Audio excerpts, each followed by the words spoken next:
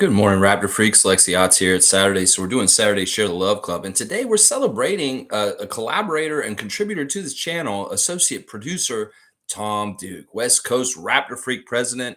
Tom Duke out on Victoria, British Columbia, inside of Canada. He came to Toronto last year during the season and came to visit us, and we went to a game with him.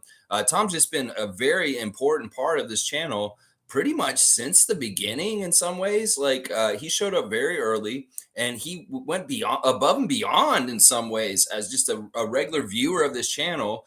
He really supported me very early on in major ways that were so helpful. Oh my gosh, Tom just being an amazingly giving and caring person and just a really swell, awesome dude.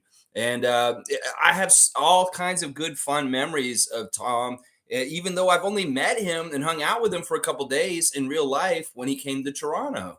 We spent a lot of time hanging out with Scotty last summer on Twitch. And we've also, just talked a lot ourselves. Tom is just such a giving person. I cannot understate that, y'all. He's the kind of person that would give you the shirt off his back. He'd give you his own shirt because he's just that kind of self-sacrificing kind of person. So, Tom, I salute you. And I appreciate you, Tom, for the things that you're doing on this channel. Like you're so fun. Like I look forward to seeing your emoticon parade of stuff that you've done over the years. I really am happy that you're in charge of the emoticons now, and you can bring new ones in and cycle in different ones and stuff. It's such a cool creative thing you can do. And I just love the surprise of what you're doing with it. It's hilarious. Some of the stuff that's happening with the new emotes that you're able to produce and help with this channel. Tom is also the person that's been responsible for the chapters on these streams. During the season, he will often do chapters on my stream to break it up so that it's in kind of subjects and stuff like that. And that is so appreciated also as far as things. There's been many things technical wise that I haven't been very good at, like Discord and different things like that. And Tom has tried to go and investigate and teach me about it and help me with certain technical aspects of this Raptor Freak channel. So Tom, I salute you, sir, as a huge Raptor Freak, one of the biggest Raptor fans I know, somebody who has a true passion for the team in the right way, in the right place. And we are so lucky to have you in the Raptor Freak community. And what you're doing and what you do to help me with the channel is huge, bro. And I love you, brother. And I know you're not here right this moment, but I know you'll watch it later. And you'll get your kudos at some point. So let me check in with the comments. And if y'all want to talk about Tom Duke also, please put glowing, happy things about Tom Duke in there. Share the love for Tom Duke also and his great contributions to this channel. Scotty loves Tom Ducarelli also. Last summer, he got to know Tom Duke also. These were names that were in Scotty's life when he was on Twitch. Tom Duke and the Raptorsfreak, Cool Cat, Fiercey Salsera. These are names that he saw a lot in the chat, and Tom Duke was one of the ones. He really liked Tom. I remember one point, Tom started telling Scotty about his dog, and it was really cute. Like Tom was talking about his old dog Toto, who passed away, and it was really sad. But Scotty listened to his story about his dog, and he felt really felt for Tom about losing his dog Toto. So Scotty and Tom Duke bonded over their love of dogs on the Twitch stream last year. It was really, really cute and really, really touching to see that sensitive side of Scotty Barnes showing a kind of feelings for Tom and missing his dog Toto.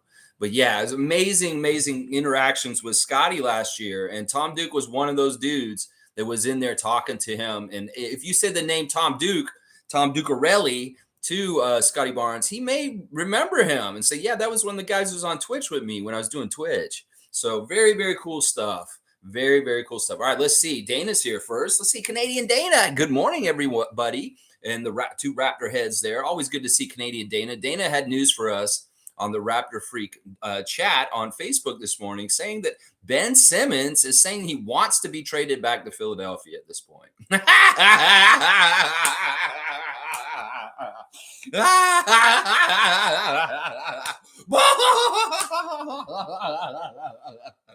This guy really is thick, isn't he?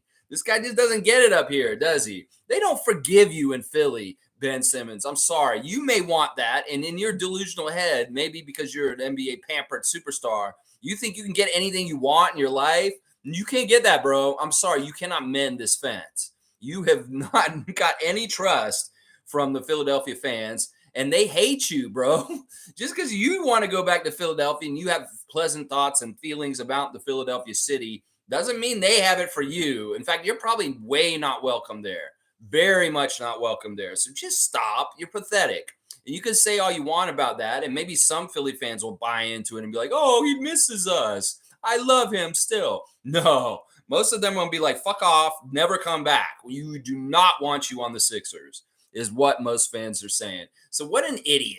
Are you that unself aware to not understand how you behaved and how that came off to the Philadelphia people of Philadelphia? How are you so fucking unaware and stupid, Ben Simmons, that you cannot understand your history and how you rubbed the entire city of Philadelphia the wrong way? What a dumbass. That's all I have to say at this point. And sometimes I worry about the intelligence of some NBA players. Well, Ben Simmons is very much showing us how stupid he is. Honestly, very dumb person. Then good morning to you, Dana. Yeah, Trevor J is here. Good to see Commissioner Trevor J, Commissioner of Raptorfreak Fantasy Sports. Good morning, Raptors family. Good morning to you, Mr. J. Here's his words of wisdom. Fate doesn't make things easy. It makes it possible. So keep on believing and everything will turn out right. That is right. Perception can shape your reality, and byproduct of that is shaping your future. So if you want to perceive that you can do this, you can. If you want to perceive that you can't do something, you can't. So in some ways, you are the one who decides whether you can do something or not, and it's up to you. If you keep at it and you keep going, you will get it. It's just that you can't quit before you get there. You just got to keep going. So that's right. Fate doesn't make things easy, but you can somewhat control your own fate by allowing your perception to be open to the possibility that you will be successful. How about that? Bam, bam, bam. Thank you, Trevor J. Nameless is in the house, my Italiano teacher, and he's saying his girlfriend bought him a Barnes and Grady Dick jersey. I don't know why. I'm an asshole, bro. What a great comment by Nameless right now. You know, Nameless, you're an edgy person. You're an interesting character. You're a beloved person on this channel. In the chat, you are always funny and interesting, and you have some fun things to say. You are different. And in some ways, I celebrate that over cookie cutter, normal people, sheep that just run around this world, just trying to be just like each other, average people. I like difference, and you're different, bro. So I value you here. And, we're doing a Share the Love Club for Tom, but in some ways, Tom is such a giving person. I'm sure he would want to share the love with you also. So let's share a little love for Nameless, the weirdest Italian teacher I've ever had in my life. And listen, don't downgrade yourself. Your girlfriend obviously loves you if she's going to get you 2 Raptors jerseys. And also, maybe she needs to get her head checked. No, I'm just kidding, man. She's probably very, very smart. And there's a reason why she loves you, because you're interesting and you're different. So please do not put yourself down. You may be a weirdo. You may be a villain to some, but your girlfriend doesn't see you as a villain. And that's what matters most. So what a great girlfriend. I mean, seriously, that is true love. Seriously. When Adriana gave me a Barnes jersey last year, that was a big deal. That was a big deal to me. So you got a Barnes and a Grady jersey? Yeah. Yeah. Don't squander that. That's a special girl. Don't be a jerk. That's what I'm saying.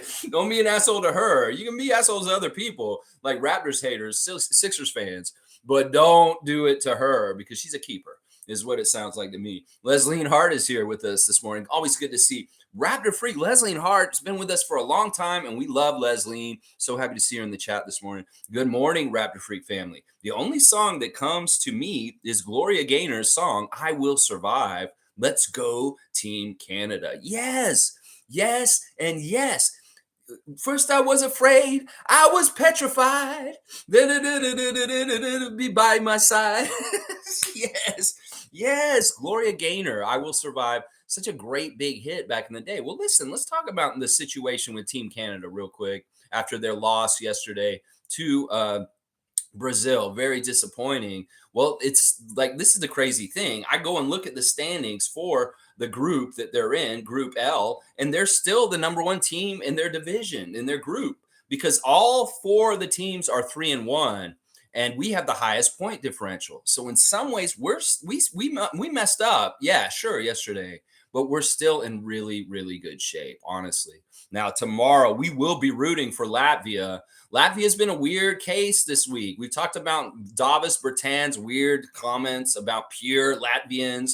We talked about their complaining about different things. Well, now we need them. We need them to help us. In some ways, if they turn around and beat Brazil tomorrow, that helps a lot. So we need Latvia to beat Brazil tomorrow majorly. And of course, we need to defeat Spain. It is as clear cut as this. Spain beats us, they go forward. We beat them, we go forward. And the other way is the other way. You ain't going forward.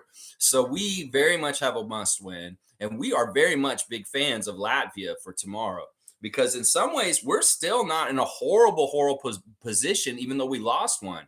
The FIBA World Cup is kind of designed to give you a gimme. You get one loss, and you can still win it all. So we got our gimme.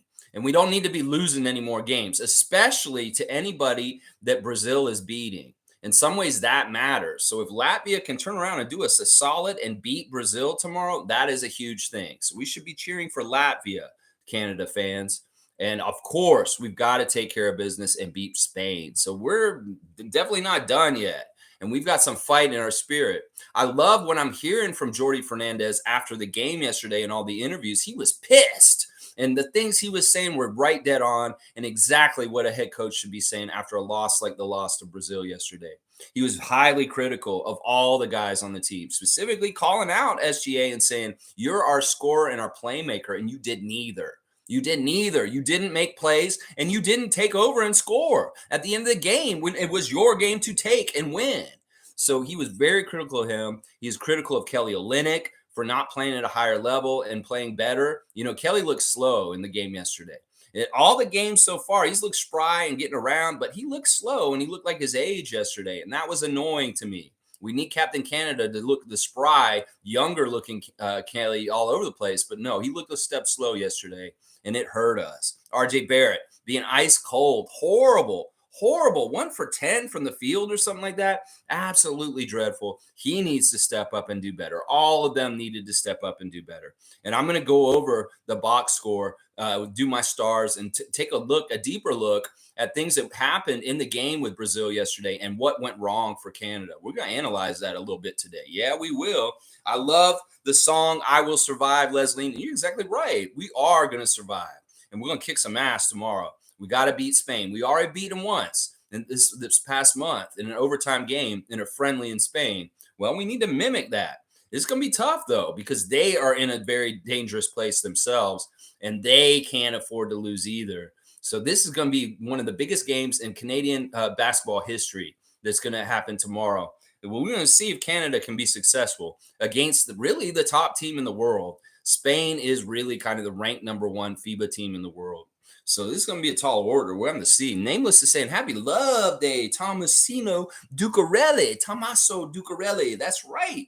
Share the love for Tom Duke, baby. That's right. Tom Dukey. We love you, Tommy. Yes. It was so nice when Tom came to Toronto and spent a couple days here. I got to show him around the city, like the Kramer experience, Kramerica experience. Yeah, I gave him the Raptorsfreak experience, walking around downtown, running into friends of mine and getting to introduce them to him and just kind of taking them around to the landmarks and Graffiti Alley and different places around Toronto.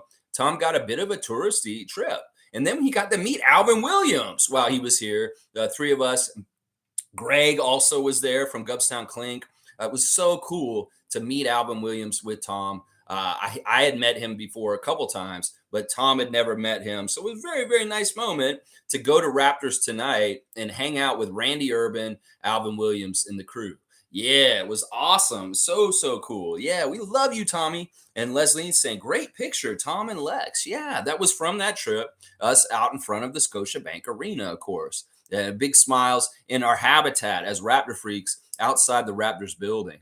Yeah, it was such a good time. Such a good time. I was calling it Toronto when he was in town. It was Tomorato. It was Tomorato. Toronto, Tomorato. Good Dookie. What? G saying Dookie. Yes, the good man, the Tom Ducarelli. Yes, we know he might be busy today, but I know he'll watch this at some point and he'll have a big smile on his face. And I'm sure he'll comment about all the love we're sharing right now. Not Dameless is saying, I remember the first time I saw Tom's shining face. Wow, that sounds like romantic, what you're just saying right there. I wonder how your girlfriend feels. She may be taking that Grady jersey back at this point. Oh, you like the way Tom's face. What about my face when you first gazed upon it, nameless? Hello, I'm your girlfriend. You know, what up? What's up with that? All right, Shane Waters is saying morning. Good to see another West Coast Raptor freak. Shane Waters, a good friend of Tom Ducarelli's, is in the chat this morning with us. Let's see what Shane is saying. It jumped ahead. Just let me get back to it. La, la, la, la. Okay, Tom is here. I see Tom in the chat now.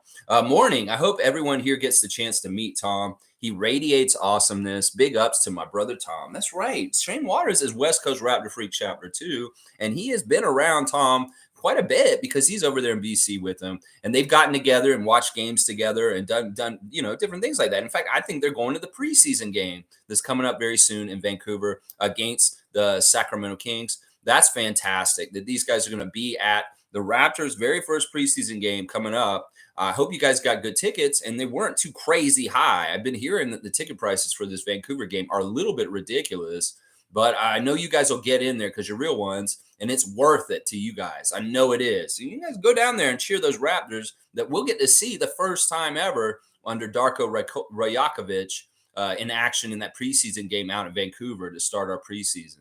So you go, West Coast Raptor Freaks. Shane Waters here. Shane Waters here supporting his great friend Tom Duke out on the West Coast. Yeah, we love it. Bam, bam. Always good to see you, Shane.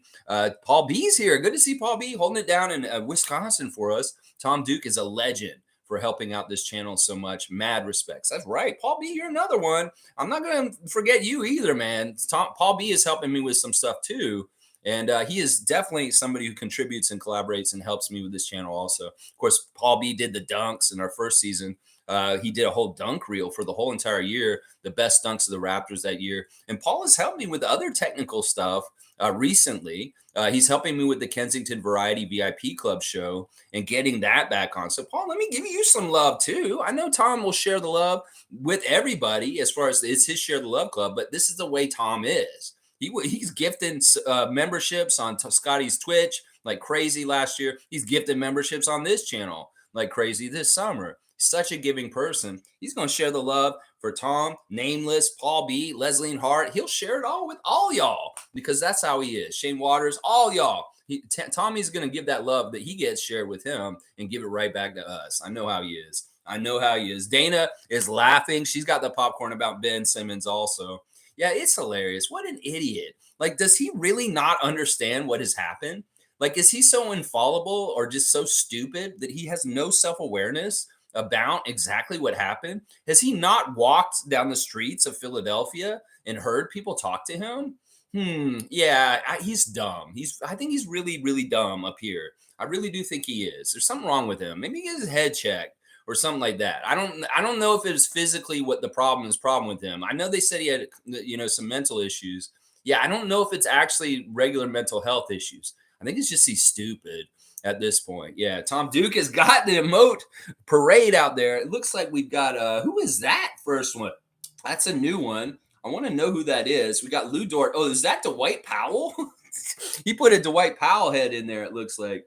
Dwight Powell, Lou Dort, SGA, Dylan Brooks, and Jordy. He's got the Team Canada emotes in full effect right now. I love it. Let's get us ready for tomorrow with Spain. We need the help. That grudge match. Once again, Sergio Scariolo has been very pissed off at FIBA World Cup. Spain not performing as high at best as he'd like. So he's been very angry in the press conferences. It's very weird, him yelling in Italian and Spanish and different languages all at once.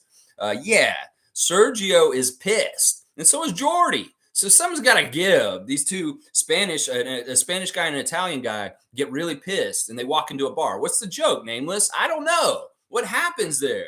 You're going to say something about you can't trust the Italian guy. I know you'll say that. But hopefully, the Spanish guy can beat the Italian guy as a coach in the big matchup tomorrow, the grudge match, Scariolo versus Fernandez. Yeah, they get to see another one of those. This is gonna be fun. I see you got Dennis there too. I love it, Tom. You got Mr. Schroeder on blast in there too. He totally rolled them around. The Raptors one will come back. I'm sure we'll get the Raptors ones back. It's kind of like when you're at the mall and they have different displays and they flip it, or you're at McDonald's and it's the breakfast menu when you come in, but you're like, oh, I made it in time to make breakfast. But all of a sudden, the workers start flipping the menu to the lunch menu, and you're pissed. So Tom's kind of flipping our emotes, kind of like from breakfast menu to lunch menu at McDonald's. So he's got the Team Canada emotes. He's gonna flip them back to the Raptors emotes later. All right, G saying, is Ben trolling or a little loco? I think he's being serious. I think that in some ways, I have never ever seen him be like this weird, sarcastic kind of person. You know, there's certain people that are on Twitter that are very kind of sarcastic. Kevin Durant being one of them for sure. But I've never gotten this kind of humor or intelligence to be able to have this kind of humor on any kind of level. So I think he's being dead serious and he's just stupid. I think that really is what it is, G. I don't think he's trolling. I do not think he's trolling. I think in some ways he wants to try and remember his history with Philadelphia with rosy glasses, and then he's completely wrong.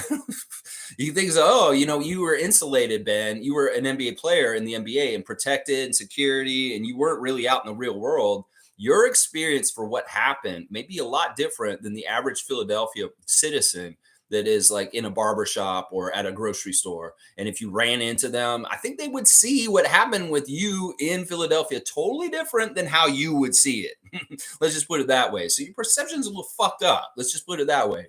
Yeah, yeah. Tom Duke has got me and Mo. I love you guys so much. We love you, Tom. That's why we're sharing the love. Look at this. I share love to Tom, and he's sharing love right back to me and Monique like crazy on there. I love you, Tom. Let me hug you. Yes, I'm hugging Tom through the camera right now. Yeah. NBA Quick Takes is in the house. Good morning, freaks. Peace. Yes, good to see NBA Quick Takes, a great NBA channel to follow. Great discussions about NBA issues all the time. You know, talking about Raptors quite often, talking about all kinds of good issues. Follow and subscribe to NBA Quick Takes. Let's share the love for NBA Quick Takes, a great YouTube content maker and somebody that you guys should all be following. Tom Duke is saying, not worthy. So fortunate to find Lex during COVID. The Raptorsfreak family was such a shining light and just getting brighter. There you go, Tom. Listen, you can say you're not worthy, but you don't determine that, my friend. We determine that you are worthy, and Scotty would agree with us. You're such a benevolent, awesome person. And at that time, I remember Scott could tell who you were in your spirit. And he's like, this guy's a cool dude. We knew that you had gotten Scotty's like friendship because of just your givingness and you're just the way you were, especially with the gifts of the memberships. You know, Scotty could definitely like that. And he's like, wow, Tom Duke has gifted some more memberships on my Twitch channel right now. Holy cow. I'm sure he noticed that. And when he got his stats from Twitch, he probably saw you and I were there a lot. And he saw that you particularly were gifting a ton of memberships to his channel. So he's going to remember our names for a long time, especially since you got to meet him too when he came to Vancouver for the open practice, or Victoria for the open practice, I should say, because Tom was there and he got the picture. He said, oh, just yell out Raptorsfreak and I'll come over there. And Scotty did. Tom yelled Raptorsfreak at Scotty, and Scotty quit practice and walked over and took his picture with him. And everybody in the crowd looked at Tom like he was somebody important because he knew Scotty. He's like, hey, Scotty. And he walked over and everybody's like, whoa, how does he know Scotty? Tom was a badass that day. Let's just put it that way. He really was. Randolph Phillips is in the house. That's another person I love to share the love with, is Randolph Phillips, because he is always blessing everybody and giving blessings, morning blessings. We love Raptors Freaks, most informative gang. Tom, thank you for contributing for our day each week. I join in the celebrations. Keep up the good work. God bless you. There you go. Simple and to the point. Thank you, Randolph Phillips, for blessing Tom Duke on this Share the Love Club day for Tommy. And thank you and blessings to the Phillips family, everybody in your life around you. Just seriously, you're giving blessings out. It comes right back to you. And I'm coming back, giving them back to you and everybody who touches you in your life that matters to you, Randolph. I want them protected and blessed in all kinds of ways. There you go. There you go. Nameless is saying, I knew Tom was cool as fuck before I ever even met him here. Seen his comments in other spaces and thought, this is a knowledgeable, positive Raptors fan I can listen to. That's what I'm saying. Birds of a feather flock together. And that was something I found out real quick too. And I that's another thing I admire about Tom. It's his tenacity on being all over the place. There's certain ones of us that are everywhere, and you will find us in comment sections all over the place. And these are the real ones. We're the Raptor freaks, and we're standing up for the Raptors in a positive way in comment spaces where they could be toxic and negative and putting our guys down for no good reason at all. Well, Tom is there to fight the good fight, and Nameless saw him there first before he saw him here. And so Tom's reputation preceded him in the comment section. That's what I'm saying. People like Iceman, like Gervin, Monique, Tom Duke, Fiercey, Cool Cat, you will see these names in comment sections on Instagram, YouTube, all over the place. And they're fighting the good fight for the honor of the Raptors and supporting this team in a loving, positive way towards success and not towards destruction and bullshit and confusion. And that is one of the things I love about Tom so much. That's right. Birds of a feather flock together. Nameless, Leslie, Fiercey, Cool Cat, Monique, Randolph Phillips, Tom Duke. We are all birds of a feather, Nameless, and you are one too. That's right. I love it. I love it. I love it. Tom Duke saying, I think this is a Raptor Freak Share the Love Club. Listen, we did the Raptor Freak family Share the Love Club before. Now, this is Tom Duke. And not only that, it's just that I know your giving nature. And I know that the spotlight can't just be totally on you. And that's why, you're so bright yourself. When you shine light on you, that light shines onto other people. And that's the thing I got from you. You're so giving and such a understanding person that in some ways we need to make sure and force the love towards you because you're so unassuming and you don't want it. And you'll be like, oh, no, you don't need to do that, Lex. No, you don't need to do that, Lex. No, we do need to do that because people like you do deserve recognition and shared love because you're part of the people that keep people together and bond people together and keep them going and inspired, Tom. That's what you do, brother. That's right. I love your little heart guy there. Quick Take saying that Nameless 100%. Yeah. Listen, Tom will fight the good fight in the honor of anybody. If somebody's dissing Malachi Flynn, he'll go in there and set him straight. It's just he's for the Raptors, and there's no denying it. And that's part of the reason why we bond so quickly is because we share a true passion, a positive passion for our sports team.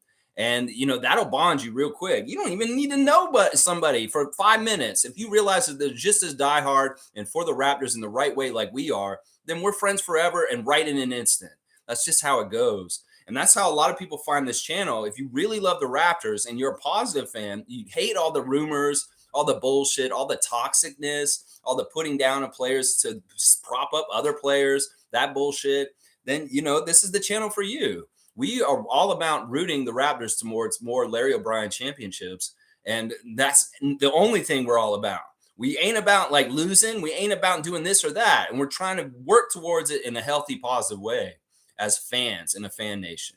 So, yeah, I thank you, Tom. Seriously, if we have an organization, you're like one of the top dogs as far as being a leader with the Raptor Freak family. You are definitely that, my friend. You definitely are. Yeah. Tom Duke saying 100%. Nameless means a lot to me and many others.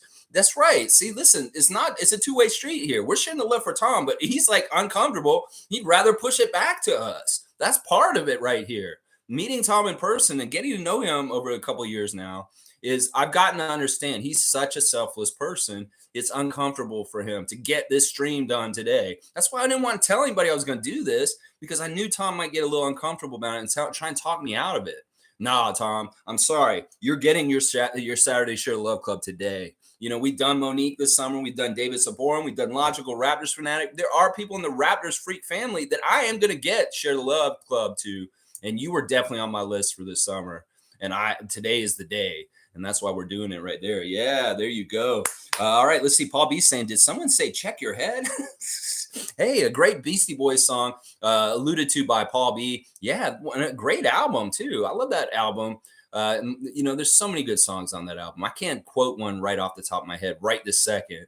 But yeah, I love that Black and White album. Sabotage. There's a song that was on that album, right? Wasn't it? Or was that on Ill Communication?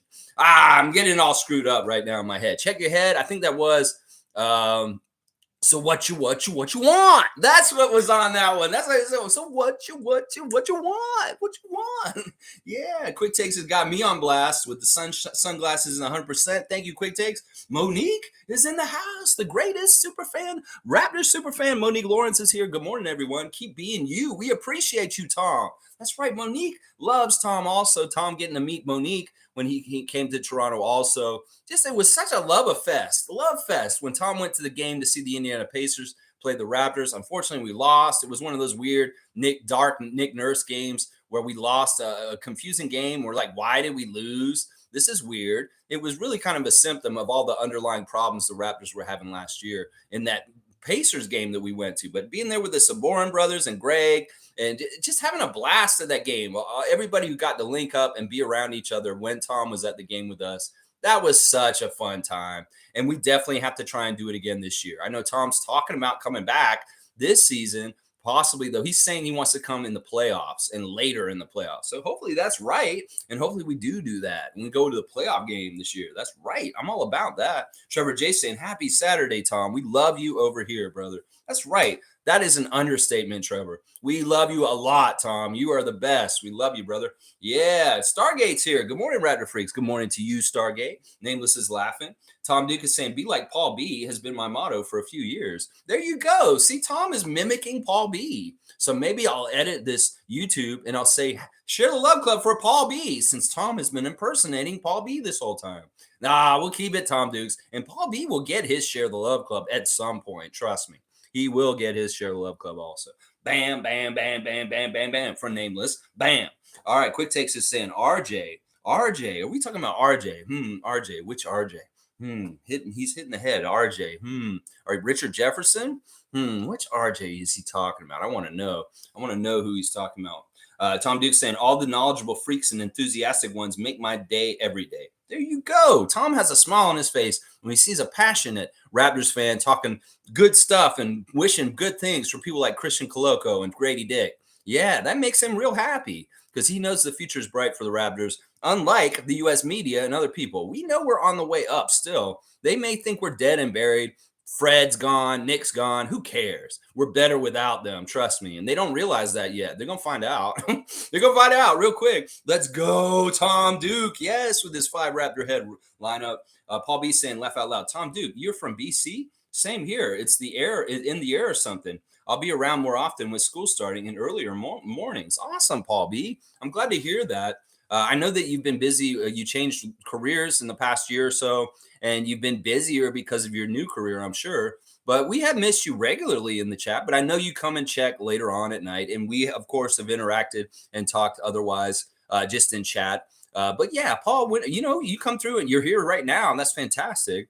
We know that some people can't be here for the lives, and they're very much a part of the Raptor Freak family, and they just catch us later. Whoever y'all are, and you want some shine, we'll mention you. Put some comments under the live streams in the comment section, and I'll see them, and I'll make sure I get shout outs to you guys if you're a regular viewer that's not here live, but you are watching us at other times all the time. And once again, if you do not watch me live, it's best to watch me at 1.5 speed. You can get my 2-hour stream down to like 90 minutes or even less, depending on how fast you go. You can hear me pretty easily and clearly at 1.5.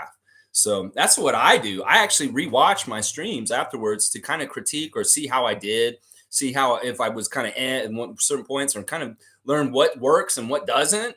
So I'll rewatch most of my streams almost every day afterwards at 1.5 speed. So if you want to time travel, that's the best way to do it. Yeah, there you go. There you go. Quick Take saying SGA can't make people hit their shots.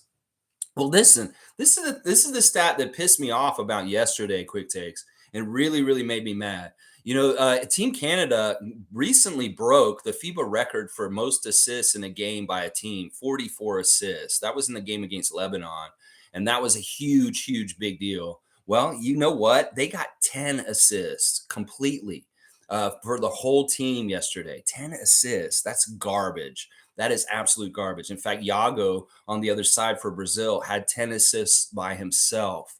So, no, there is not proper sharing the ball. In some ways, SGA is the point guard still, even if he's the number one scorer also. But there needs to be balance with that. And there wasn't balance with this. every time he would go into the lane late in the game yesterday, he wasn't looking for his teammates. And it wasn't that he's trying to get them involved. That's the thing that pisses me off. These score first point guards are supposed to get their guys around them going too.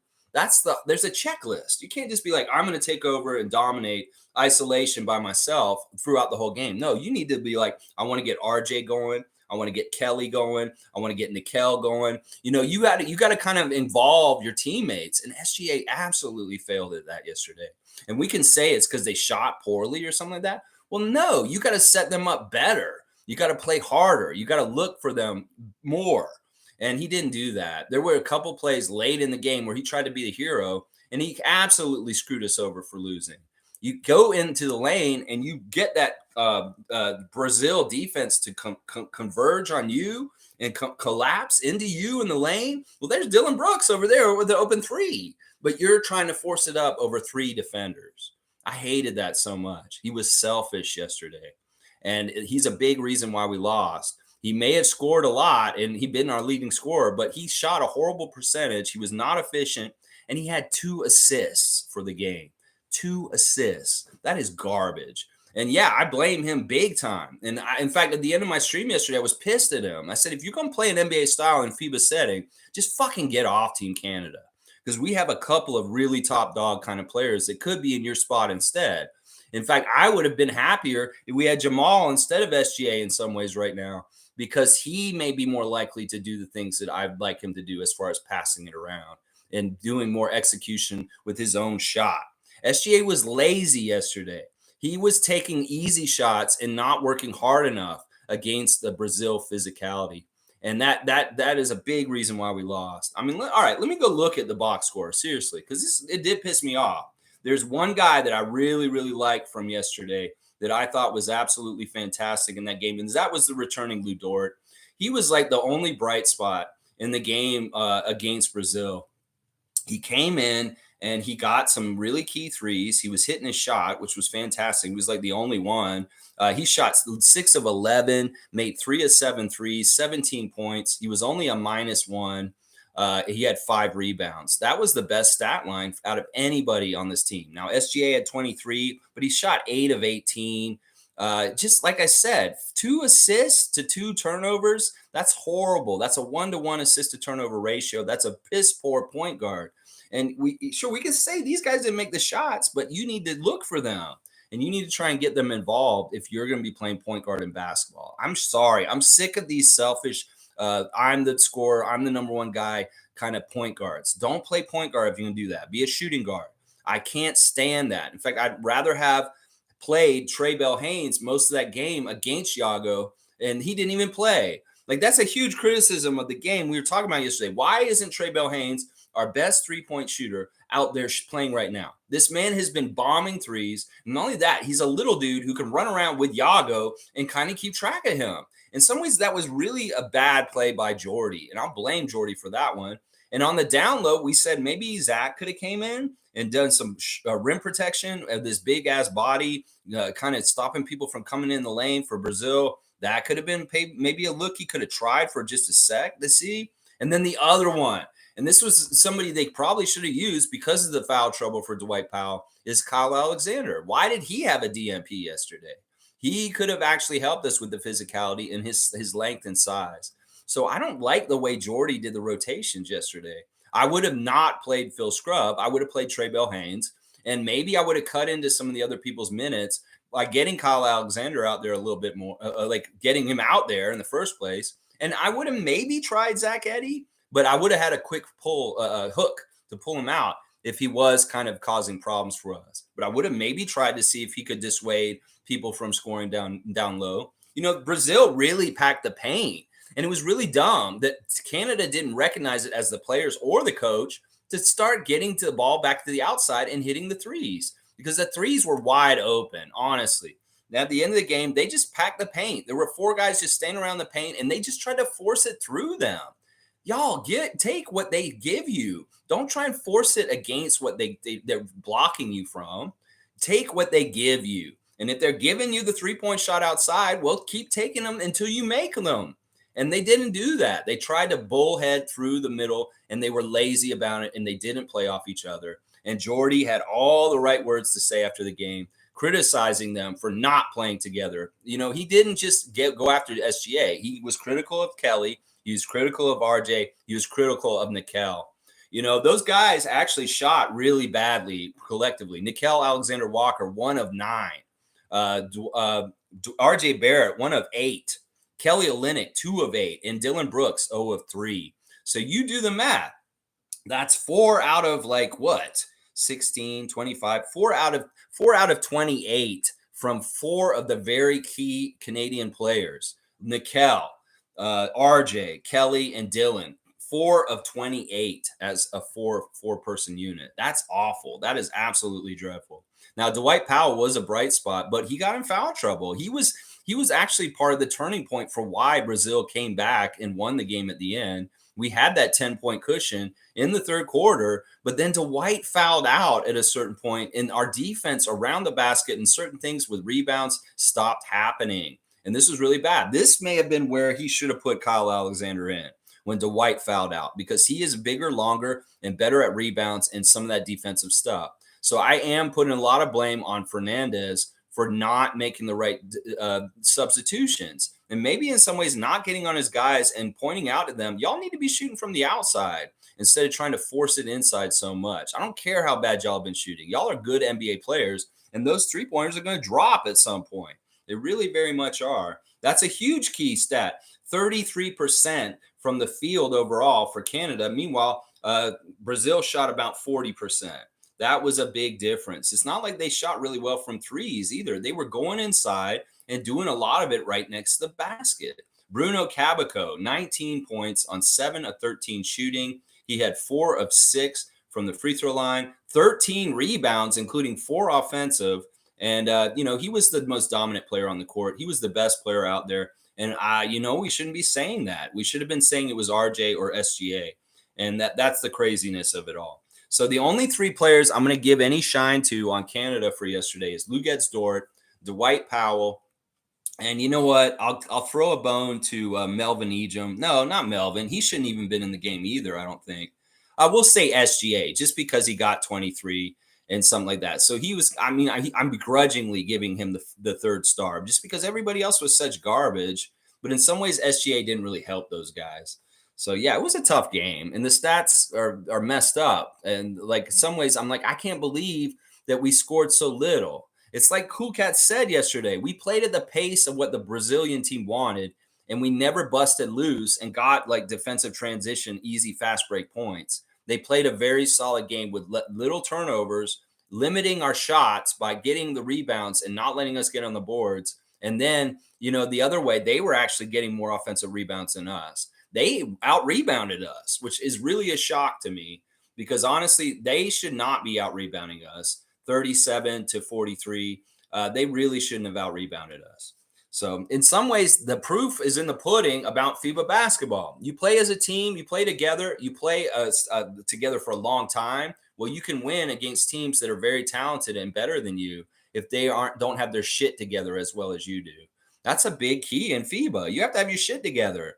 If you have your shit together quickly and you're very talented like the US or Canada, then you can be successful. But those other teams, if you don't have your shit together exactly, they're more experienced and they have more time playing together and they really know each other, they'll beat you. Even if they don't have any big stars, they don't have any of that stuff because they have that team FIBA connection and they're playing the FIBA style in the FIBA setting. Well, that will beat the NBA style in the FIBA setting. It will. And that's what SGA needs to get through his skull right now. Is you can't play an NBA game here. You may have been able to get away with it against Lebanon, but don't be doing it against some of these top teams. You need to go more FIBA style and balance it out. I don't like your selfishness. And like, once again, as much as some people are really happy with SGA on Team Canada, I'm not right now. I don't think he's the right number 1 guy to be on our team right now. I'd rather have Mathurin or maybe Jamal Murray or Andrew Wiggins be that top dog trying to score all the points for us if that fake point guard SGA is not going to pass it, because he really did kill us yesterday. He really, really did. Leslie's saying, oh, as long as I know how to love, I know I'll stay alive. There you go. That's another quote from that song by Gloria Gaynor. Oh, as long as I know how to love, I know I'll stay alive. I've got all my life to live. I've got all my love to give. I will survive. I will survive. Hey, hey. Quick Take saying too much load on SGA. Well, that's why I'm saying unpack him. He doesn't need to carry it all like that. He doesn't need to be a burro in the Alps of Brazil trying to take so much all at once. He does not have to do that. This team is really good equally. RJ should be stepping up and hitting his cylinder a little bit more often so that maybe it's possibly lessening his load. But in some ways, this is up to SGA. He's the point guard. He should be getting a bunch of assists also. And the fact that he only had 2 assists in that game yesterday, that's pitiful. That's absolutely pitiful. If you can't get going yourself and do it all yourself, you need to get other guys involved. And his playmaking and his taking over the game at the end was a failure yesterday. Absolute failure. Yeah, it's tough, man. I understand he shouldn't be carrying it all. There's a lot of guys there can help him carry it. So why is he grabbing onto it and trying to carry it all himself? That's the way I look at it. Cowboys saying good morning, Lex. Bam, and Raptor Freaks. And Tom Dukes is the fucking man. Let's go. That's right. Bradley. Yeah, Canadian Cowboy loves Tommy Dookie. That's right. And Bradley's another great Raptor Freak from the beginning. Somebody who's shown up to our meet and greets and been very supportive. An awesome Raptor Freak himself. We love you, Bradley. Bradley and Clan, all the kids and Anya, good stuff. His brothers and everybody he works with, good stuff always towards Bradley and his family. We want good vibes and blessings, just like Randolph Phillips says to the Canadian Cowboy. That's right. Stargate is saying Team Canada started to play that NBA game against Brazil. That kind of game is not conducive to success in FIBA style of game. In some ways, you'll get penalized for it by the FIBA officials. We figure that out, in some ways that's part of what happened. I'm going to go look. I didn't really look and see who the refs were yesterday. I'm going to look at that. I forgot to go look at that. I'm going to just look at real quick and see who the actual referees were for this game, because that is kind of a factor in kind of some of the things that happen. Where is that part where I can see that? There's some spot where they have the refs listed on here. Is it on the preview? Let me see if it's on the preview. Where are the referees? Show me the referees. I want to know. Jenna Renault was one of them. I know that. Come on. You usually list the refs. Where is the refs? Anyway, I can't find them right now. I wanted to see what countries they were from. And if somebody said maybe part of the thing was the refs weren't really good to us because Latvia complained and said that like we were getting favorable stuff from America's refs when we're, from Canada. And yeah, maybe they did overcorrect. This is something that coaches do in press conferences. We've seen Nick Nurse do this in the past in playoff series. He'll complain about the refs and say some stuff, and then all of a sudden they'll overcorrect and he'll actually get what he wanted. So this could have possibly been part of the formula for why we weren't successful yesterday. Is Latvia complaining about us getting favoritism because we had 3 refs from North and South America? And, maybe they did kind of overcorrect against us yesterday. That could be possibly it. Some of the reporters were saying the refs were really icky towards us and not like totally right towards us. I personally perceived them as being pretty fair in the game yesterday. I didn't feel like they were overly against Canada. I thought they were very down the line. It's just that we didn't do well enough to overcome things. We allowed them to beat us. In some ways, we beat ourselves yesterday. We didn't have to play that badly and be that way. We could have done way better. They just did not. They were lazy. Honestly, that's a big part of it. I was wondering because like in the middle of the game, it seemed like Brazil was getting really tired and they were going to be the team that kind of wore out. But it seemed like we were actually the team that wore out by the end of the game, actually. And they got stronger near the end. It really may have been that little guy, Yago. Yago is such a spark plug and keeping them going. He wasn't making his shots early, but he didn't give up. And he started making them late and setting everybody up and being a huge player, being the player of the game, the littlest guy on the court, Yago for Brazil. Totally the best player on the court at the end of the game last night. And Calbuco being a partner with him, very much messing us up. G saying RJ needs to use his body more. Pascal, for example, goes into the paint and posts up against bigger players all the time. It allows for kickouts. RJ has a build. He can't shy away from contact. Well, this is the common thing in FIBA play for defense when people try and post is the double comes very quick, especially against teams like USA and Canada with the overwhelming talent. So if we try and post RJ, they're going to send a double at him immediately. So he needs to pass out of that immediately. That's part of the problem. I feel like NBA players are having a hard time recognizing when double teams come to them and getting the ball out of the double teams quick. Or maybe it's just their ego. They tell themselves they can beat two people, that they're that good. I hate that shit. Stop being fucking egomaniacs and thinking you can beat two guys. Go the easy route. Get the ball to the open man on the outside and let them take the open shot. I'm sick of NBA players trying to force the ball against double teams. When the double team is very recognizable and you can see it, pass out of it and get the ball to the open man and stop being egomaniacs and think you can beat two or three guys at once. That's the thing that's pissing me off. Whether it's the isolation stuff that happened with the Raptors last year with Pascal and Fred trying to do that shit, or SGA trying to do that yesterday against Brazil. I'm against it. And when I see a player do it, it pisses me off. And that's just where I'm at this point. I'm just at this point. If RJ, they can post RJ, well, he better be aware of when he needs to throw it back out. And it could very well be you better expect to throw it back out because that double will come really quick. Tom Duke is saying, Victoria loves the Raptors. My trip to Toronto was off the hook, thanks to Lex. The game in Vancouver is just so expensive, so I'm coming back this year for sure. Okay, so you're not going to go to the game in Vancouver because it is priced out. That's crazy, and that's messed up. That a real one like you can't get in there just because of these stupid jacked up prices they're trying to do to y'all.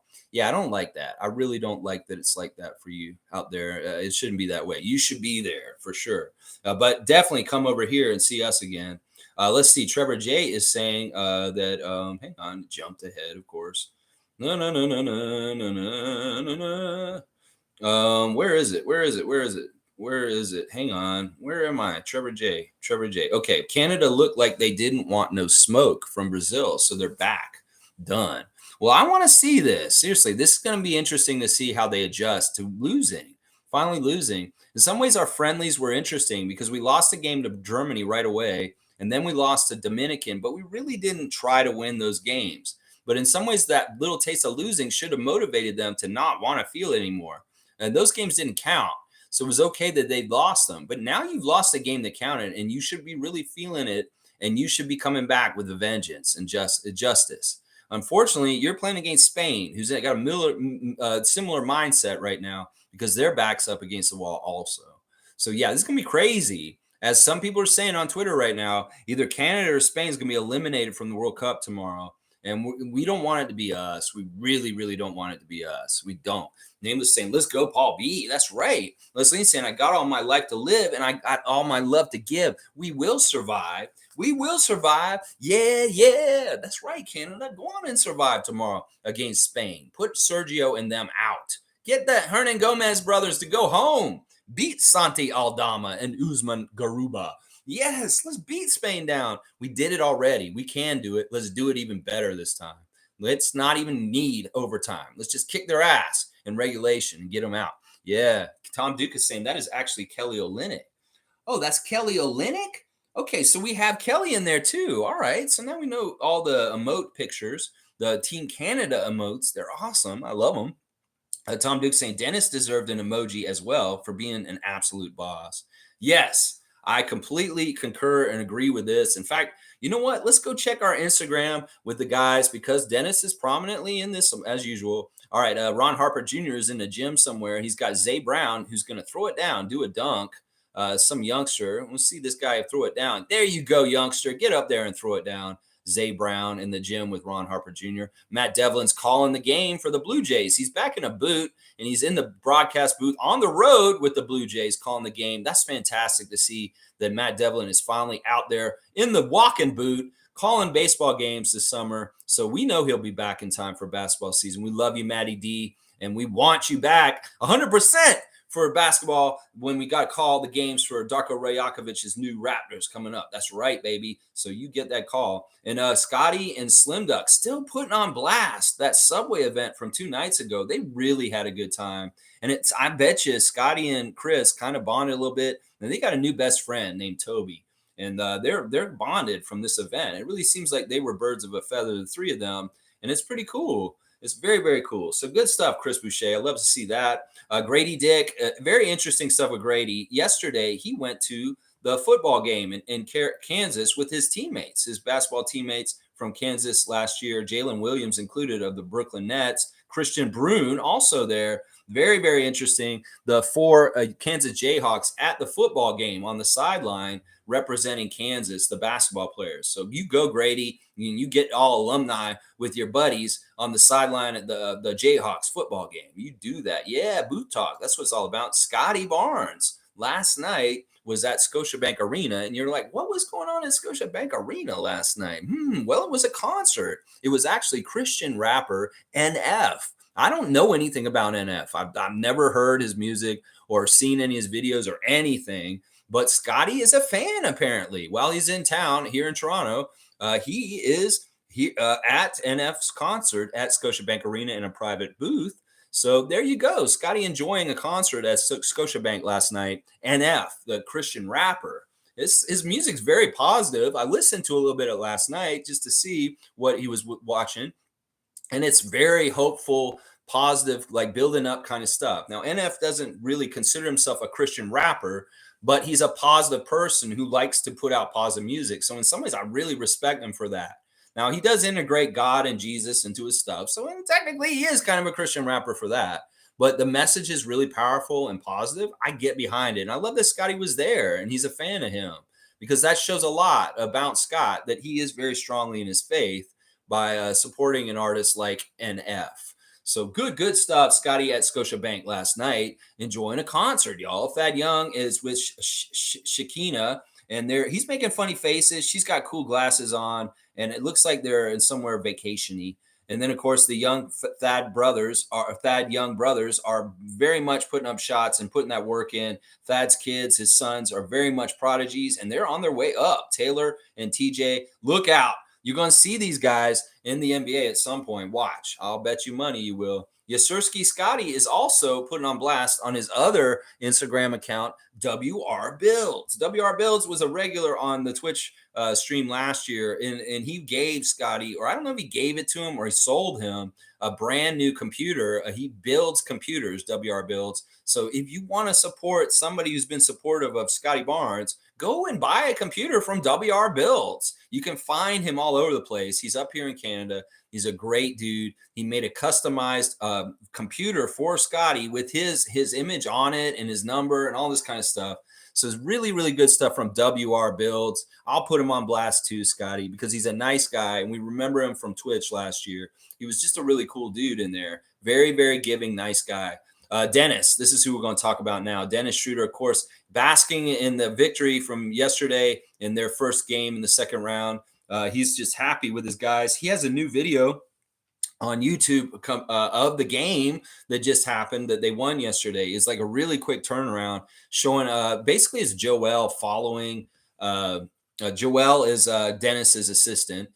Following him around, filming everything before the game, like him stretching, him getting his treatments, him coming out and doing shoot around. And there's no real talking on it. It's basically Joel just like following Dennis around and filming him on game day and showing what he does. And of course, in the locker room, Dennis sees his dressing, his booth, his locker, and his name does not have the umlaut on it. So he takes the marker and he puts the little dots over the O in his last name because he wants that on there. So FIBA, get it right. Put his umlaut on his O in his last name. It's very important. Very, very important. Yeah. So there you go. Dennis enjoying and reveling and being 4-0 at FIBA World Cup so far. And we see him working out this morning, actually. He's like, let's get it right, y'all. And when I was listening to the audio of Dennis working out, it sounds like he's using binaural beats, which is basically like you can get like, I do this myself.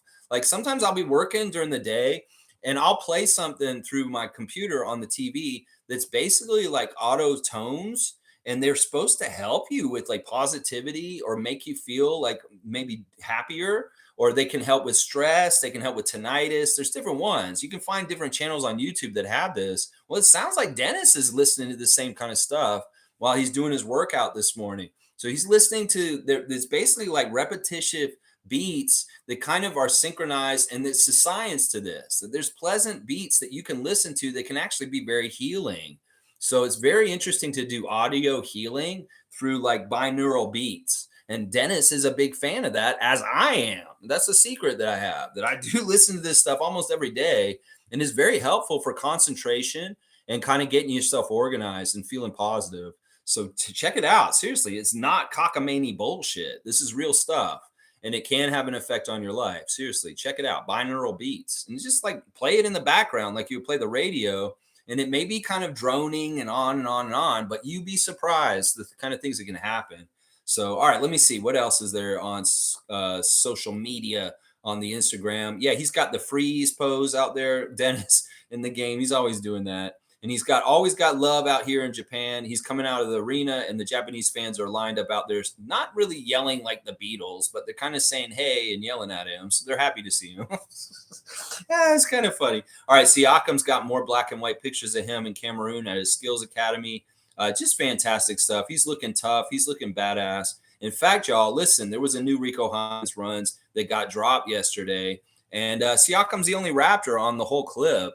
It's kind of too bad. There's a whole half hour. A new Rico Hines runs dropped yesterday, and Siakam's on a team with Jabari Smith Jr., Kevon Looney, I think Ricky Council. I'm not sure it was Ricky Council or one of those guys, and then Terry Rozier, which was very interesting to me. Pascal playing with Scary Terry at Rico Hines runs on the latest clip, and there's some really good chemistry there.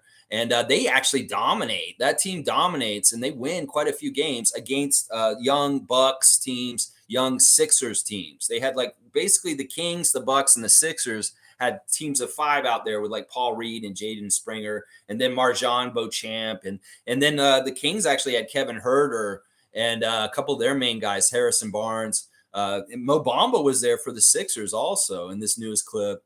But the Pascal team with Terry Rozier and Kevon Looney and Jabari Smith Jr. was actually very dominant in these games. And Siakam himself showing flashes of brilliance and transition, him very much being dominant with the ball. Like he was smart because he had options to drop it off to a teammate in fast break, but instead he took it himself. And the thing I liked about what Siakam was doing in those Rico Hines runs clips from yesterday is he was finishing very strong himself, and he was finishing in a way where it's like, I'm definitely going to make this, as far as putting his hand right next to the basket and just laying it in. So he's very much using his strength, size, and quickness to and his speed to get easy layups in this latest Rico Hines runs clip. So you watch it, you'll enjoy it. There's some good stuff on there. Jabari Smith Jr., very impressive in this clip also. And at the end of the clip, Rico's kind of talking about Pascal because him and Kevon are the 2 champions that are there. And he kind of lets those guys talk at the end of the workout. And he says, Pascal, you have anything you want to say? And Siakam doesn't really want to talk to them. In some ways, he's not comfortable with it. And one of the things Rico said about Siakam was he's already here sweating for 2 hours before any of y'all show up, is what he said to everybody else. And Siakam kind of got a little embarrassed that Rico said that about him. But yeah, he got to say the veteran leadership words of wisdom at the end of the Rico Hines practice on that clip. It was Siakam, but the volume was very turned down, and it's really hard to hear what he's saying. So if you go and watch it, you'll see it's kind of hard to see. Now, there's an interesting thing with Precious out right now. There's a cartoon of Precious, and it's about Precious's varied experience and interests, like his fashion, his photography, everything he's into. So there's the NBA made this clip of Precious in a cartoon form, and it's out there on NBA places. I haven't watched the whole thing completely, but it's about Precious being a Renaissance man and having varied interests and talking about his life and how he's into so many different cool, interesting things. But it's a cute little cartoon of Precious that's floating around right now. I just saw a little bit of it last night. I didn't actually watch the whole thing. So if you guys find it, come bring it and drop it with us. Now, DeMar DeRozan yesterday posted a picture of him with Jason Tatum. And it says, DeMar DeRozan is my dog, is what Jason Tatum's saying. And that DeMar's saying the same thing about Tatum. So I didn't realize there was a friendship between Tatum and DeRozan, but there definitely is. And it probably is a California connection. Kyle Lowry, listen to this, y'all. The GOAT. For everything we said about Nick Nurse this week, throwing the first pitch out at the Phillies game the other day, looking like he had been eating too many Philly cheesesteaks with that really round waistline. Nick's looking real heavy right now. Well, I can't say that about our guy, Kyle Lowry. That man is looking so svelte and maybe in the best shape he's ever been in September. He's in a clip on his Instagram boxing, sparring, and he looks so skinny. Like, it's not Big Butt Lowry at all. And anything that he's been doing this summer, he's been working out. He's absolutely in top shape already. So whatever Pat Riley said to him last year, well, it may have got through it to him, and he's doing it on the down low. I mean, if Pat Riley told me to do something in the basketball world, I'd probably listen to him. He's probably a good person to listen to. Well, it seems like Kyle is listening to Pat Riley because his body looks just straight down. He's like got no fat. Maybe he sent all that fat to Nick in Philadelphia because he ain't got it today. No, we don't. Kyle Lowry is looking svelte. That's the right word for Kyle Lowry right now. Yeah, very svelte. All right, there's your Raptors Instagram check. Checking the Raptors and the former Raptors. Looking at a little bit of everybody right there. Yeah, very good stuff. Very, very good stuff. Let's see. Tom Duke saying, yeah, these Canucks are only temporary and off-season workout for me. There you go, Tom. Well, you're learning the emote business with YouTube and what we're doing right now. And, it's good to cycle these in and out and have some fun with them. I like the surprises of seeing new faces pop up in the chat and not knowing who they are. It's very cool. So that is Kelly with the hair. It's not Dwight. I don't know why I thought that was Dwight. Like that is the hair under there. I don't know why that looked like Dwight Powell to me. That's Kelly Olynyk. Got it. All right. Quick takes his love and those emotes too. He's got Kelly, Dort, SGA, Jordy, and Dylan. Villain Dylan. Yeah, let's go. Let's go. Fiercely Salsera's here. Happy Saturday, fam. Well-deserved recognition at Tom Duke. Awesome work on the channel and very optimistic and creative. Yes. Hearts for you, Tom Duke from Fiercey. The Scotty Barnes Twitch family is so full in effect here. And Fiercey is definitely one of those individuals from last summer. We love you too, Fiercey. And Tom's going to get that love from you. He's going to turn right around and give it right back to you, Fiercey. Thanks for being such a passionate Raptors fan and your contributions in different ways on the Facebook stuff. And then also you're a trivia leader right now. So you very much got a lot of respect around Fiercely Salsera right now. Near the top of the leaderboard in the Raptor-Freak trivia right now. Fiercely saying, need a Tom Duke emoji. Yeah, maybe we should do that, Tom. Give yourself an emoji just for fun. They want to put you on blast too. There's nothing wrong with that. A little self-promotion, Tom. It's been called for from the people. The people want it. They're demanding it. The Tom Duke emoji. That's right. That's what we want to see. Tom is loving it. Tom is loving the love. He's showing the all kinds of fun emojis, the Raptor emojis, and he's laughing about it. So good stuff. Dana's saying, I'm working on getting NBA Shev to a game this season. Really interesting. Canadian Dana trying to get Shev to cross the border and come to the Scotiabank Arena and actually come here. You know what? He should. Honestly, if he wants to be learned about his subjects, you need to come and experience the Scotiabank Arena in a real Raptors game, Shev. I'll put that challenge to you too also. And if you do come here and Dana gets you to come here, Dana, you got to link us up and at least get a picture of him with me. If he does come to Toronto, I will go to the game. If he gets to a game, I'll go and get tickets for that game and show up too. And we'll hang out. Maybe we'll even get Logical, Raptors Fanatic, and Gubstown Clink and NBA Quick Takes. Whoever's available around the area. I know Quick Takes isn't. I don't know if he's necessarily in Toronto. Are you in Toronto, Quick Takes? I'm not sure where you are. I thought maybe you're out west or in the States. I'm not totally sure where you are. But anybody who's a content creator for the Raptors, maybe we should get together and have a little summit. If NBA Shev jumps the border and comes to a game, I'm all about that, Dana. Keep working on that. And I'm glad you have a linkage to him and you're talking to him. That's awesome. Leslie's saying Kelly O has been one of the best players on Team Canada. I agree. Absolutely agree. SGA's been important, but Kelly Olynyk may be just as important in some of the things that he's been doing for Team Canada. And that's part of the problem with yesterday. Kelly did not do Kelly things yesterday. Like I said, he looked a step slow. I don't know if he was tired. I don't know if he was just having an off day biorhythmically, but maybe he needed some binaural beats to get his up, because he looked a step slow, especially down around the basket. He could have gotten to guys on Brazil quicker, but they made layups around him and made him look like a big, slow oaf. And that pissed me off because I don't like him looking like a fool out there. No, that's right. Stargate saying, that's cool, Dana. Yeah, let's see if Shev jumps the border. Come on up, Shev. Come on up. The Raptor Freaks want to see you in person in the Scotiabank Arena. You need to go there. You got to go there, bro. Whoa, y'all. Okay, we've got the honor once again of somebody joining us this morning. Is very important to the Raptors. Is, of course, our new head coach, Coach Darko Rajakovic. And honestly, with all amount of due respect and love, I'm sorry, Coach, about the stupid lawsuit from New York. We love you, and we're so ready to see you coach a great season this year. Let's see what Darko's saying. Good morning, freaks. I had to come for Mr. Tom Duke's special day. Congratulations, Tom. You deserve it. I also see comments comparing myself to my good friend Jordy, but you have nothing to fear. Wow. Wow, Darko going head at right at the Jordy and Darko comparisons that are going on right now because of Jordy's success with Team Canada right now. Listen, we don't not have no remorse about hiring you, Darko. We need to give you a chance, and we want to see you succeed. I know you will. In some ways, your pedigree and your history as a coach is very impressive.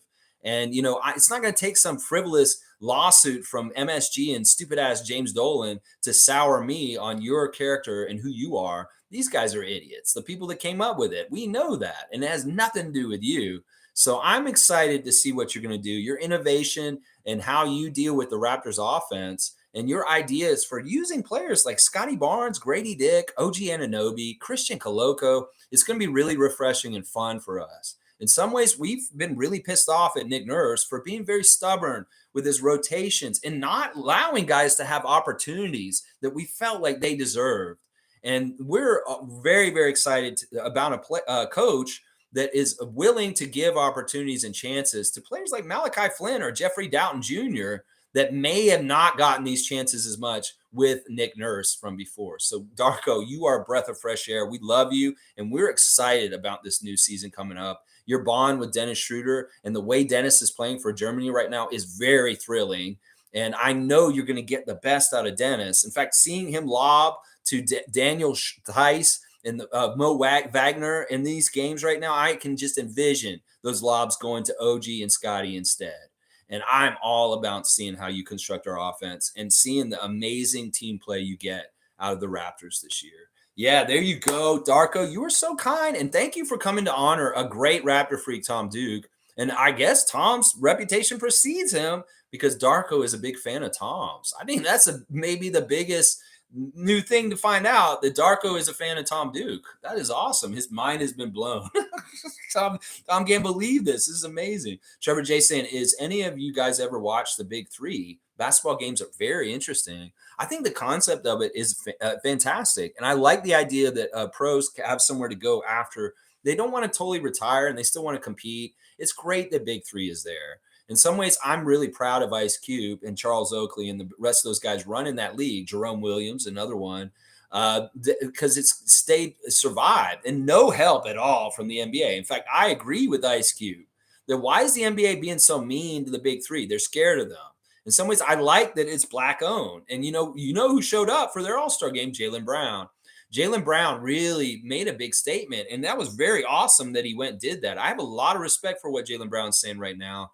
He signs this huge extension this summer with an amazing amount of money, and he turns around and he says, I want to start Black Wall Street. I want to start a Wall Street for black people where we're trading stocks and we're enriching ourselves off speculating off of companies, just like the regular Wall Street. So you go, Jaylen Brown, trying to prop up and support black entrepreneurship by starting a Black Wall Street and then going and supporting a black owned league like the Big Three and putting them on blast. I am all about that. In some ways, I'm not NBA diehard that I'm like, fuck the Big Three. No, I want the Big Three to succeed. It's a great thing. And I'm kind of pissed at the NBA in some ways how they treated the Big Three. And I agree with Ice Cube and Charles Oakley and the rest of those guys. So I commend Jaylen Brown for showing up for the Big Three at their All-Star game this year. Yeah, very, very good stuff. Very, very good stuff. Thanks, Trevor, for bringing that up. I wanted to talk about this recently. I kept forgetting, but I'm glad you brought up the Big Three just now. Cool Cat saying, yes, Lex, birds of a feather flock together for a reason. That's right, because we have shared passions and we have shared goals and we have a shared dream in some ways. And that's really fun and awesome. We love you, Cool Cat. Once again, we want to share love for everybody. And Cool Cat is honestly one of the most astute, intelligent people that contribute to this channel. And just such a passionate Raptor fan. In fact, I think the Cool Cat may have gone to maybe more games than anybody in this chat last year, maybe other than Monique. Monique goes to a lot of games herself, but I know Cool Cat went to a lot of games last year, and that's a diehard Raptors fan who's making it down the arena quite often. So we love you, Cool Cat. And as I said, Tom Duke Share the Love Club is a Share the Love Club for all of us. And there's definitely a lot of love to share with Coach Cool Cat for sure. Yeah. Monique is bringing up from Pascal Hoops, Norman Powell on getting traded from the Raptors. I didn't want to leave Toronto. I wanted to stay. The core that we had with Fred, Pascal, OG, and me could have been what the Boston Celtics are. That's great. And I understand that from Norman, and I get it. He was sad. The friendship between Fred and Norman was very strong at that time. And that was a tough moment for both guys because, in some ways, Freddie and Norman need to play together. They're just a nice combo and friendship between Norman Powell and Fred Van Vliet. It was a weird situation. Norman, in some ways, his stock is falling with me. I've recently seen a clip of him bullying Rondé Hollis Jefferson that really pissed me off. At that time around the bubble, there was a time where he was bullying Rondé around our team, and that's come to light more recently. In fact, he was the first person who started sunning people on our team. It wasn't Justin. It was Norman. Norman was sunning Rondé during our COVID in Tampa year when Rondé was on the team and they were both on the team. I think that in some ways it speaks to Norman's insecurity about Rondé taking time away from him being at the same position and playing there because Norman was really out of pocket with some of the shit he said to Rondé, and it was very much schoolyard bullying. So my opinion of Norman Powell has been falling in the last year with his comments about our championship. And then recently seeing this, I did not see it when it happened at that time, the way he was bullying Rondé.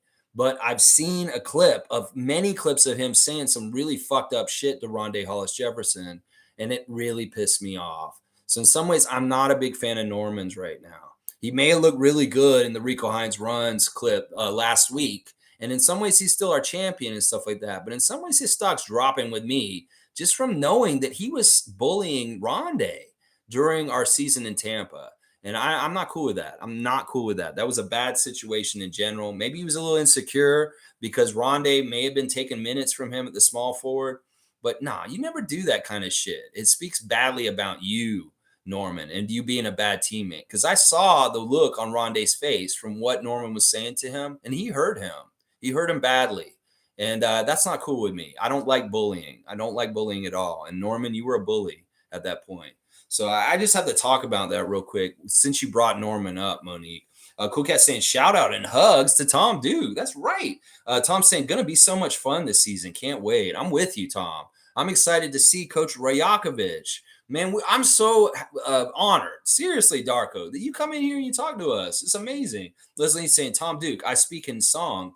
Listen to Take a Bow by Madonna. Thanks, Tom. So, Tom, you got to go put on that on Spotify after the stream. Leslie has given you a request. You got to listen to Madonna's Take a Bow because that is a dedication to you, coast to coast, nationwide. Casey Kasem here. We've got a long distance dedication for Tom Duke from Leslie Hart here in Toronto to Victoria, British Columbia. It's Take a Bow by Madonna. Yeah, we'll do some Casey Kasem long distance dedications here. That's right. Tom Duke is saying I'm actually a big hugger, and I want to give you all a big, huge hug. Oh, Tommy, yes, Tom, yes, of course, yes. And Tom's saying let's talk about Ben Simmons. I think I already did. He's an idiot. That's pretty much it right there. Ben's fiercely saying Ben Simmons is not well. I'm sorry. Why put yourself in a painful situation again? Re mental health. That's right. Maybe that is what it is. Some of these people get masochistic and they're like, oh, I cannot feel alive without the pain. And it's like, what is this? You're like, okay, is things too easy for you this summer in Brooklyn? You're kind of like working out, you're getting back in shape. You're like, I'm going to come back this year. I feel great. I'm all ready. And then you're like, wait, I feel too good. I need to go play for Philadelphia so I can feel pain. I can feel pain again. What is this? Is this what you want? Seriously, dude, you don't want this. Seriously, go talk to your advisor, your manager, or something like that. He's like, hey, agent, trade me back to Philadelphia, please, ASAP. And he's like, are you sure you want to do that, Ben? And he's like, yeah, I really want to be back there with my friends in Philadelphia. And he's like, no, you don't. Why are you saying this to me? Don't make me do this. It's probably a little bit like that. It's so crazy. Tom's saying enough about Tom. He doesn't like being the center spotlight. No, he doesn't. That's why I'm saying we need to put it on all y'all other ones. Canadian Dana, spotlight's on you now. Yes, Tom. Ben Simmons is a clown. Dana is one of the, all right, I should have like the Philadelphia Haters Club because David Saborin and Dana will be like the two presidents of that club. I've never seen such a very joyful hate and taking in happiness from their misery as much from David Saborin and Dana. They really, really take glee in Philadelphia's problems. It's awesome. And I love y'all for it. I'm not criticizing y'all. I'm just saying y'all are on another level. And I love it. I love it, actually. It's so awesome. Cool Cat saying, Tom Duke, soak it up. Two major highlights. He met Scotty during preseason and traveling to Toronto and hung out with Lex and showed up on the live show. That's right. Tommy got to be on the stream with me 2 times earlier this year. We did a trivia, and I believe we did a trivia. I don't even remember, but those were good, fun times. I like having little guest appearances from different people. There's Naco the Nacho, my dad, Adriana, Tom Duke. Different people have come and been guests on the Raptorsfreak live stream. And I look forward to collaborations and possibilities to sit next to other people during this live stream and in the future. Hopefully, it's just real tough. Like, you can ask Nako. Nako lives in Mississauga, and he came all the way to my house for 9:30 in the morning to do a stream one morning. That was fantastic. I wish you'll do it again, Gerald. Seriously. In some ways, you might want to do it sooner than later, Nako, because I'm going to be moving to the country soon, and you will not be able to get to me as easily once I get out the cottage country for good. So it's going to be very interesting when I get out there. It's going to be fun. I might do a secondary YouTube channel on the cottage and what I'm doing to the yard and how I fix it up with the gardening and farming I'm planning on starting next spring. So next year's going to be very interesting because I'm going to be in transition from this apartment that I'm sitting in right now to being out at the cottage full time. So this is going to be very interesting. We'll have to see. Let's see. G saying Tom Duke is better than Ben Simmons. I don't think there's any disagreement there, G. You know, you're a very smart, intelligent person. And in some ways, you didn't have to be smart to know that. Tom's laughing at it. Tom saying, I could shoot better for sure. Tom's saying he can shoot better than Ben Simmons. I'm not going to disagree with him. I'm pretty sure he probably could. Dana's saying, we got Darko, F pudgy Nick Nurse. Let's not make too much fun of him. I was just really shocked at what he looked like when he was at that Phillies game. I'm like, in some ways, maybe, Andy Reid, different kinds of Philadelphia coaches that people really love, they were all a little overweight. So maybe Philadelphia just likes a jolly old sports coach. And Nick Nurse is trying to serve that up for them this year. Maybe it is solidarity with James Harden and his fat burger workout this summer. Maybe he just wants to, maybe Nick's worried about James coming to training camp, actually, because he has to, because they'll force him to. And he'll come in and he'll be like overweight. And Nick will be like, don't worry, James. Look at me. I'm overweight too. He just wants to make him feel better. If he comes into training camp as fat James Harden, well, then Nick can say, I'm fat too. Don't worry about it. I don't want you to feel self-conscious. Look how fat I am. I'm way fatter than you. That could be the strategy there. Nick's a genius. And don't ever put it past Nick Nurse to come up with unconventional ways to motivate his players and be there for them. Yeah, he would get fat for James Harden. I'll bet you would. Yeah, and I know that's you, Dana, laughing at me right now. I know that's you. Paul B saying Jalen Harris rants at 1.75 speed is late night art. What? You're listening to Jalen Harris at 1.75 speed on YouTube in the middle of the night? That sounds crazy to me. Well, just do that one interview when he was definitely on high on something. And do that one real fast. I don't know. This is crazy. Cool Cat saying Jordy is correct. SGA needs to be a point guard that sets the tones and set up his teammates to be in better spaces to show. Yes, and yes. You are the point guard, SGA. You can get yours, but balance it better. You've got to balance it better. And there wasn't a good balance there. You've got to get RJ going. That's one of the big important things you need to do is you need to look for him, set him up, and get him going easier. Because he's having a hard time getting into games at FIBA games. And he hasn't really gotten going in most of these games so far at World Cup.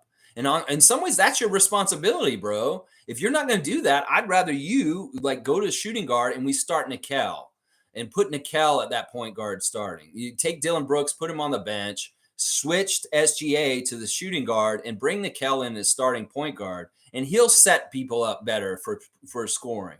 RJ at the small forward and Dylan and Kelly. I mean, Dwight and Kelly at the bigs. Yeah, do that. Put Nickel in. If he's not going to play point guard, get his cousin to come in and play point guard instead. That's what I say right there. Yeah. Quick Take saying RJ had 4 points. I can't blame SGA for that. I hear you, though. Well, in some ways, it's like, let's get them going. Like that Magic Johnson, John Stockton philosophy of I'm only as good as my teammates are around me. And in some ways, that's what's lacking there. It's like you're going to get the Lakers who play better if James Worthy and Byron Scott and Kareem are making points. And it's not Magic just trying to selfishly go in the middle and just try and throw baby hooks over everybody. No, he was trying to get James going because he knew he needed James to get going. And RJ is James Worthy in this situation. He needs to get James Worthy going. It's just like John Stockton fed Karl Malone, but John Stockton also took shots himself. In some ways, the art of being a scoring point guard in this league needs to still have a good amount of assists in it. And FIBA, you're a point guard, you need to be assist first. For scoring first point guards are garbage in FIBA. It's obvious that you have a unselfish point guard, you go further. Dennis Schroeder is an absolute good example of balancing when to go and when to set other people up in the FIBA setting. And in some ways, I love this for our team coming up this season, that we've got that unselfish guy who's going to come in and play point guard for us for chunks of the game, Dennis Schroeder. Because listen, the stuff he's throwing to Daniel Tice, who's not that great of an athlete, well, just think about what he can throw to Precious. Think about what he can throw to Koloko. Think about what he can throw to OG and Scotty and Pascal. This guy's going to be throwing crazy lobs to our guys all year long. In some ways, he's a really good lob artist in the NBA. He's underrated for this. So I'm really excited about Dennis Schroeder and the fact that he's a pass first point guard instead of a shoot first point guard. That's what I value. I want, after being with Fred on our team, having him be a shoot first point guard for so long, I'm sick of that shit. And I hate that style. I want a real point guard. I want a point guard that passes first. And Dennis will be that dude. Watch. He'll definitely be that dude. Leslie saying, hey, Tom, the message, not the video. Appreciate you, bro. Okay, so he wants you to just listen to the song and don't watch the video and be like, this is sexy Madonna video is Leslie coming on to you. I don't even remember what that Take a Bow video looks like in it. It's not like a prayer or something like that. There's like effigies burning and then she's dancing. Yeah, that was a crazy video. A lot of people got upset about that one. That was crazy. Yeah, Tom Duke saying, love it. Thanks, Leslie. Yeah, just listen to it. Don't watch the video. Stargate saying Raptorsfreak, NBA Chev, Top Line Sports Network, the holy trinity of positive Raptors content on the YouTube. Yeah, I'd love to get old Chris to come over too. He came to town last year with his wife for a Raptors game and had a blast. They had an absolute blast. They went to Raptors tonight. So happy to see those guys come to Toronto and make the pilgrimage. Well, Chev, you're next, bro. You want to be bona fide. You want to be a real one for the Raptors. You need to come to Raptors game. That just seems like that's necessary, bro. You need that rite of passage. You could go to New York and go to MSG or go to the Barclays Center and see the Raptors play there. But you need to come see the Raptors in their home environment and get that real experience at the Scotiabank Arena. You can ask Tom Duke how it was for him when he came and finally felt the vibes of the building and how it is here. Yeah, you need to come, Chev. You need to come here. That's right. Tom Duke is praying for it. Cool Cat saying FIBA style calls for movement with and without the ball. NBA ISO schemes don't work in team FIBA style games. They don't. And the other thing is that it may not even be that the game doesn't fit, but the refs don't like it either. They're not going to give you those kind of calls like the NBA refs will give you. They don't play superstar favorites. And that is half of what that isolation, stupid ass NBA game is predicated on, is getting bailed out by the refs because you're a superstar golden boy. Well, these FIBA refs don't give a shit who you are. You're just like every other person out there wearing a number on the court. There's no favoritism. And in some ways, I love that so much. In fact, I really, really love FIBA for that. So in some ways, that's part of the reason why the NBA game doesn't work at FIBA is because they don't fucking think any of y'all are special. How about that? Y'all aren't special. You got to just score and make points. And you're not that special. No, you're not. I'm not going to give you the kind of help that they would give LeBron in the NBA. No, I'm not. I'm FIBA. In fact, if you try and make me do that, I'm more likely to punish you. And I'm going to help the team that plays like a team more than the team that isolates and plays selfish basketball. It's just the pure beauty of the team sport of basketball. You play as a team, not as an individual trying to beat a whole team by yourself. And the refs will reward the team over the individual. That's for sure. Yeah, there you go. Let's see. SGA averages 5.5 assists for OKC. I can't call him greedy. Guys got to hit their shots. But he wasn't even looking for them yesterday. I mean, when we were watching the game, there were so many times where I see the defense collapse on him in the lane, and he just was like trying arrogantly to go up against it by himself. That's the shit that pisses me off. These guys that try and be like DeMar DeRozan from 2014, it used to drive me nuts when DeMar would make his shot more difficult for himself. He'd try and be leaning over and he'd try and go at 2 or 3 defenders and beat them. And well, he got really good at beating 2 or 3 defenders and doing that idle stuff. But he had to fail a lot, and we failed a lot as a team, partly because DeMar took that on his shoulders to try and beat teams by himself going against him like that. I hated that so much. But DeMar came through the other side. He's better for it. But in some ways, he doesn't do that shit anymore because he's smarter to know that that's not the smart, efficient way to play. That's what I want these young players to understand. When the defense collapses, somebody's open, throw the ball to somebody else. Stop being arrogant and trying to go up over them, especially in FIBA, where they're more likely to let them hammer the shit out of you, and you're not going to get it to go in. I don't care how strong or good you are. If they hit your arm and they're holding you when you go up near the basket, you're not going to make it. So it's like a dead end. You might as well be like, oh shit, they're right on me. There's 3 Brazilian players right on me. I have to throw it out to Dylan, and he's going to take a 3 instead because he's wide open. His man is on me. So it's really like that. It's like they don't. You could maybe beat these guys on talent in the NBA with the refs bailing you out and finesse. But in the FIBA game, they allowed the physicality. They're going to hammer you every time down low, and you won't make it. And that's exactly why Canada failed against Brazil yesterday. They tried to hammer it down home against their defense. They kept hitting us and found the hell out of us. They wouldn't call anything because it's near the basket, and they allow that in FIBA style. So it's just like logically stupid to try and play in isolation against a double team in FIBA because the physicality is allowed. And you're not going to get it past them. I'm sorry. You could be the most talented player in the world and you got 3 guys hanging on your arms. You're not going to make it. You're just not going to make it. I agree. SGA is a great passer. That's why I'm so disappointed in him. He has great assists for the Thunder in the NBA.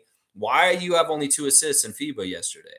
And in some ways, the FIBA game should be more equal going around. Like that was much better when the team had like 9 guys in double digits than what we did yesterday. It's much better for all of our guys to have like 10 or 12 points and SGA have 30 points by himself. That's not good. That's not balance. So I'd much rather see that balance across the whole lineup in some ways. Let's see. G saying, I agree. The rotations yesterday frustrated me. Bell Haynes and Zach could have started in the third when they were up already. Brazil built a wall and Canada ran into it. We just kept running into it. It was like we're running our head first into the wall, fall down, and then get up, run head first in the wall, fall down. Is really dumb, like running right into the wall like that.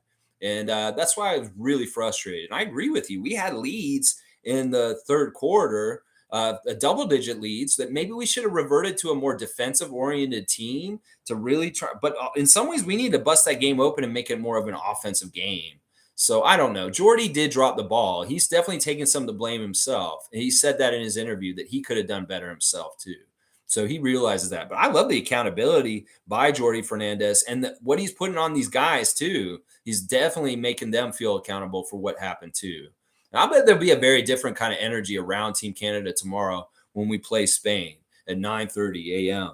Yeah, I'll be watching along tomorrow. So please join me. 9:15 will be when I start the stream. The game starts at 9:30, and we'll be watching that game tomorrow with Spain. Hopefully a big victory for Canada. We absolutely need it. Holy crap, we need it.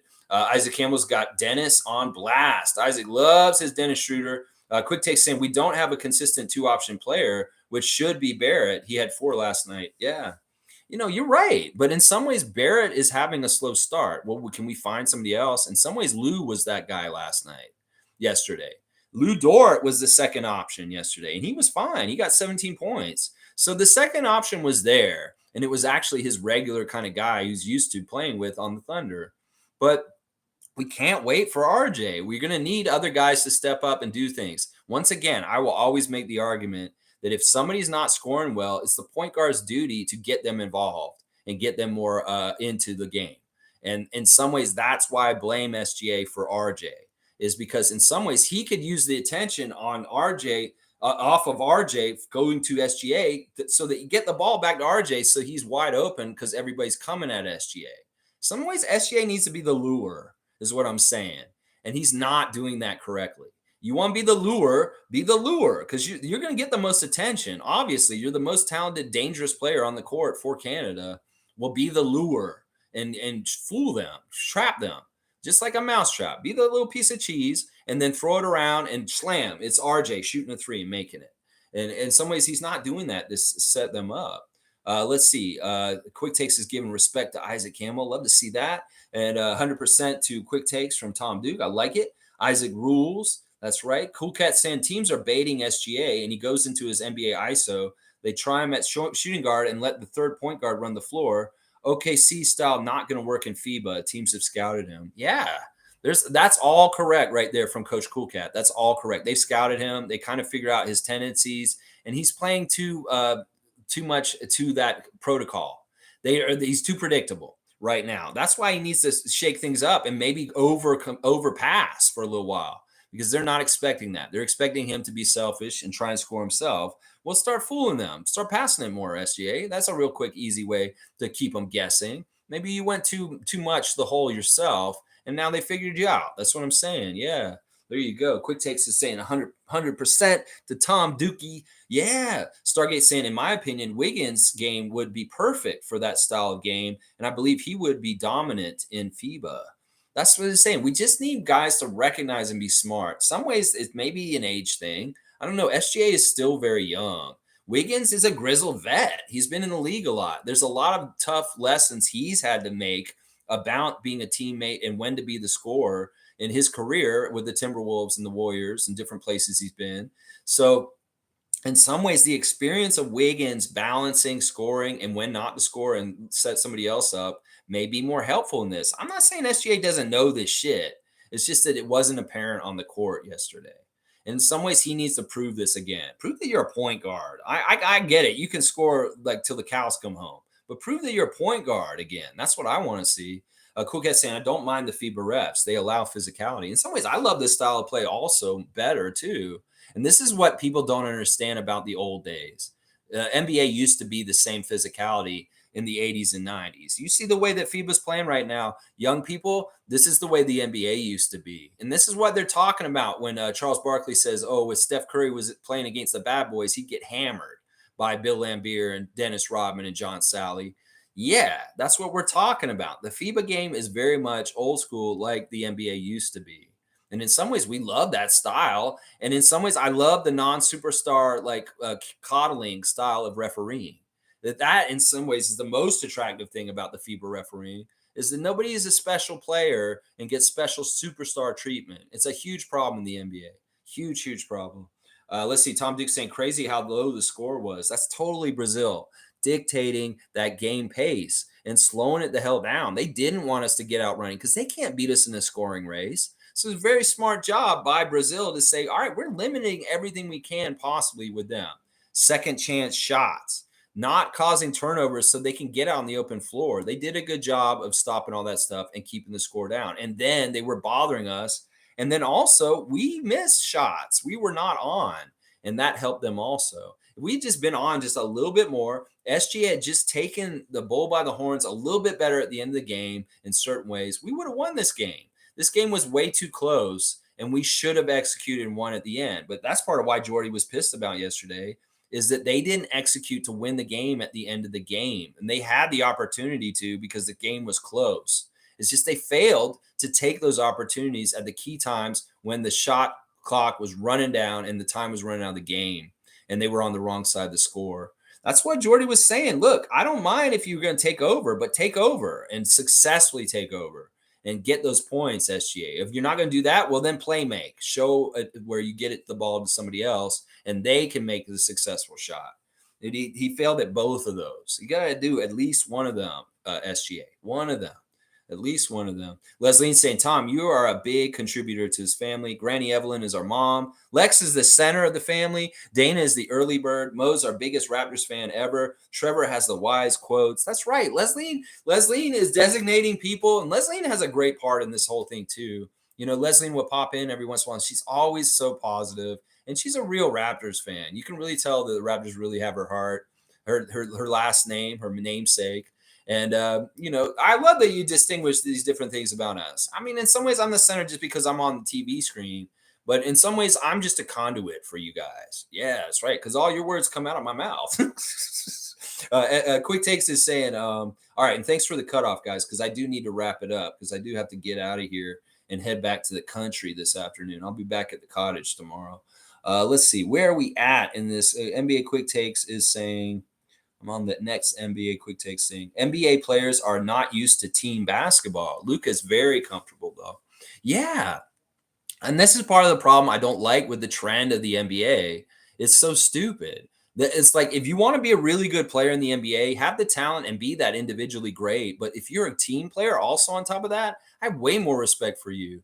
That's why I love Jokic right now. In some ways, he's like the ultimate team player. And that's what all his teammates say. He's like the best teammate I've ever had as far as passing and looking for each other. That's why he was successful. That's why the Nuggets won the championship this year, that their main best player was a very dominant team player that looked out for his teammates and got them going himself. That's the key to success in the NBA.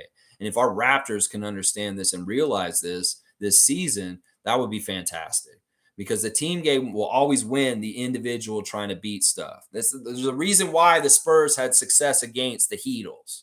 There's a reason why the Spurs had success against a lot of teams that were dominant by one dominant great scorer, because they had a team concept, and the team concept will beat those individual agendas every single time. And that's what we found out yesterday with Brazil and Canada. Stargate saying at Cool Cat, yes, I like that. They allow a little hand checking and a physicality inside. Yeah, a little bit of hitting each other. You know, if you're playing pickup ball down the street in a park in Toronto, you know, there's going to be a little bit of extra fouling and physicality when you get near the basket. And sometimes because the players aren't that good and they're going to foul you anyway. But that's just how basketball is. If you get near the basket, what, you expect to just get an easy layup? No, somebody's going to hit you hard like Charles Oakley would back in the day. And that's the way basketball is intended to be played. If you're in the post and you're trying to go up, you better be strong, is what we're saying. That's right. Isaac's got Kelly and me on blast. Two Captain Canadas. That's right, Kellyo. Let's go. Two O boys, Alexio and Kellyo. That's right. Nameless saying, can we get an emoticon of he who shall not be named wearing a clown nose? Well, we do have his emoticon. It's that purple, like, cry face. That is the official emoticon of he who shall not be named. It's the purple nose cry face. Somebody who knows what it is, post it in the chat and we'll show it to Nameless. That is the official he who shall not be named emoticon. If you want to get him across, that's that one. And there's a butthole face emoticon also. Isaac Campbell saying that Tom Duke, you're missing that Tom Duke guy. That's right. He's taking all his comments off here. Tommy, come on. Don't be so modest. Monique saying, as always, Tom, thank you for the chapters. That's right, Tom. You know, listen, it's not mandatory. He does it when he can. He's been very busy this summer because it's like he does work outside, and the summer months are his busiest time. And that's part of the reason why Tom hasn't been here completely the whole entire summer, is because he's doing his job and he's out there, you know, with his landscape company. So the chapters hopefully will return. But as I've told Tom, these are not mandatory. They're helpful and they're very, very appreciated. But I don't want to make him do something that he doesn't really have to all the time. In some ways, it's very helpful. But also, I know it's a lot of work and it's a grind. But I know he'll start doing it for certain things once again, probably during the season in certain places. But it's not absolutely necessary. But I do appreciate that he does it. Evelyn's here. Good to see Granny Evelyn. Hello and good morning to the Raptorsfreak family. Good morning to you, Granny Evelyn. We're sharing the love with Tom Duke, and we'll turn around and share the love with you, Granny Swag and Baby Candace, and everybody in your family. Happy Saturday to y'all. We love you. Nameless saying Scotty is clearly a mature young man. I think he is getting that way. I mean, going to see NF at Scotiabank Arena last night, this is good. A man of faith. In some ways, we need Scotty to have guidance in this crazy world of, temptation. You know, the fact that he has, a little bit of a religious background and he feels like he's a Christian, that's not going to be something that I'm going to be upset about. You know, I may not go to church myself and I may not be overly religious myself. I'm spiritual and I very much do believe in positivity and goodwill towards each other and love and being like helping out each other. But in some ways, you don't need to be going to church to do that. You can very much have that own personal spirituality. But at the same time, if you do use that to be part of your program of being positive and good in the world, I won't get mad at you either. And Scotty's all about going to see this guy last night at Scotiabank. That's awesome. G saying, did you see the clip of young Gary saying he's better than Drake in freestyling? He was pretty good too. It's on uninterrupted Canada Instagram. Oh, I forgot to bring this up. Gary Trent Jr., very busy in Columbus, once again, with the African American wellness programs. They're doing events all the time. He did a back to school drive to get school supplies for kids in Columbus. And then he's also, once again, doing more events with the American Wellness Association around Columbus, Ohio. Very important, putting on blast, getting your health checked, like prostate checks, all kinds of stuff for men. In some ways, some of this stuff affects black men in a higher percentage. And it's very important for black men to go get checked out at the doctor and keep up with their health as they get older. So that's really an important thing that Gary's putting on blast and making awareness for recently. I'll have to go check out this clip of Gary rapping. Who knows? Maybe he's got some real fire behind the scenes. His teammates may know, but nobody else knows. Who knows? We'll have to see. Dana saying, I use binaural music to quit smoking. See, that's what I'm telling you. This stuff can be very interesting, how it can affect your life in positive ways. So there you go. My binaural music, the beats, help Dana quit cigarettes. That's fantastic. I love that so much. Yeah, gee, I knew what you meant.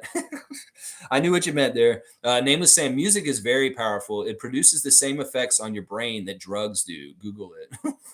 Well, it's true. Like you can hear a part of the song where it gets like a lot of energy into it, and all of a sudden you feel like buoyed up with positive like energy, like you can take on the world. "I Am the Tiger" by Survivor is that kind of song. You start hearing that dun dun dun dun. You're like, I'm getting hyped. That yeah, I'm ready to take on the world, and that's so true. Music has a lot of power to it. It's something that is very important to humans. And if you're not in touch with like singing or dancing, you're not as happy as you could be in your life. In some ways, sometimes you just need to take a time in your day just to sing a song out loud, just for the expression of the outlet, or the dancing, the physicality, and just feeling good. Ooh, get your little swagger on. That's always good too. So these are important things that sometimes we get out of touch with as humans because, oh, it's silly. Oh, I'm grown up. I'm 45. Why do I want to get jiggy with it? No, I don't. We'll get jiggy with it. Okay. Oh, it feels good. Oh my gosh. I haven't felt this limber in decades. Oh, and shit like that. It could really be good for your health. Let's just put it that way. All right, let's keep going. Tom Duke saying, I have made nameless emoji, but scared, undecided whether to put it on. Wait, he's made a nameless emoji? How do we know? We don't know what he looks like. Wait, do we? Is this a picture of him in his picture there? It kind of looks like him. It looks like he has an anonymous mask on his face, though. I don't know. It's creepy a little bit. But yeah, I want to see this, Tom. You don't tell us you made it and then say, I don't know if I'll put it out there. Just put it out there. We'll judge of it. If it's not that good or scary, then we'll say, okay, get rid of it right away, please. Make it a strike. Yeah, put a strike in there. Just put an X. You can just put the X. That's nameless's emoji is the X. That's right. Cool Cat saying you can see Pascal practicing his moves as Rico Hines. Excited for an upcoming season. Our Raptors are going to surprise everyone. I'm still waiting for the Raptors related Rico Hines runs with Scotty Barnes and Grady Dick and all those guys. More of that. I want to see more of that. Chris Boucher was there also. Malachi Flynn was there. Where are those Rico Hines runs with those guys? Rico, drop those ones next. That's what I want to see next. Yeah. Pascal looked really good finishing in that latest clip yesterday. I really like the strength and the speed he's finding his hand next to the rim and like putting it in very high percentage shot. In some ways, some of the stuff from Siakam in the last couple of years that pissed me off is similar to what I was saying about DeRozan earlier, making it harder on himself. I want him to go and make his life as easy as possible and get that highest percentage shot, which is the hand right next to the rim, right there, just putting it in. And he was doing that on the Rico runs. He wasn't doing any fancy stuff with those layups. He was just making sure he made them.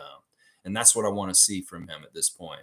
There's too many balls rimming out with him trying to get them in there from the past couple years. And in some ways, I want him to be more money and just get those to fall in. There's a little bit of like an action where he throws the ball up there, and there's a little bit of too much of a high chance where it just falls out and it doesn't go in.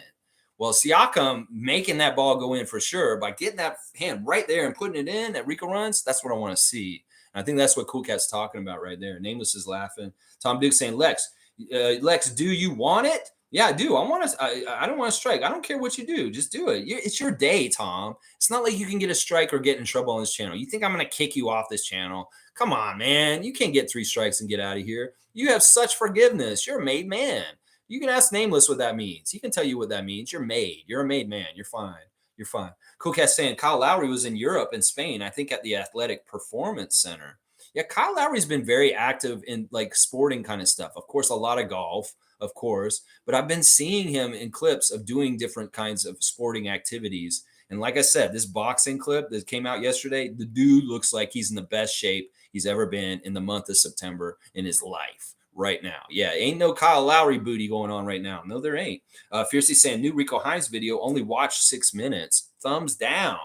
In the beginning of it, there's not a whole lot. There's a little bit of Siakam right at the beginning, and then it's mostly Sixers and Bucks and Kings for a while there. You see Kevin Herter actually going off for a little bit on there. Kevin Herter of the Kings.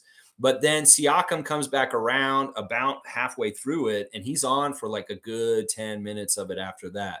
So maybe Fiercey jump to the middle and you'll get the Siakam highlights there. And as I said, he was working really well with Scary Terry and Kevon Looney.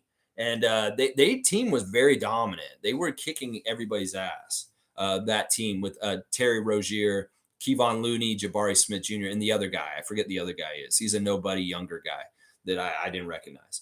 G saying, laugh out loud. No, make Nameless photo a strike. He is the strike master. I haven't even really been giving out strikes much lately these days. Things have been pretty cordial. No real weird stuff. In fact, I stopped keeping people who aren't subscribed out of the chat. I'm actually baiting them to come in here and mess with me. We had a little bit of that yesterday, it seemed like, during the stream. But for the most part, it's just been Raptorsfreak family. But who knows? When the season starts, maybe we get some real uppity Philadelphia fans coming in here trying to talk trash because they got Nick Nurse and all this stuff. We'll have to see how things go. It may be that, depending on how the Raptors do, I may not have the britches to wear to talk too much trash. If we're a bad team, I'm not going to be letting the other people come in and just like go off on us. So the walls will go up on the chat and it'll be subscribers only. But if we're kicking ass, I'll invite them in here, lure them in here, and I'll take them down verbally. Yeah, we'll do that. But I can't talk trash if I don't have the ammunition if the Raptors aren't doing well. So that's kind of how it is right there. It's going to be like that. Isaac's saying, give Tom a dunk. All right. All right. Isaac says he's requesting a dunk for Tom. You know what? I'm going to give him 3 dunks just because. Why not? Tom's saying give Tom a dunk. Isaac's saying that. I'm all about that. That's right.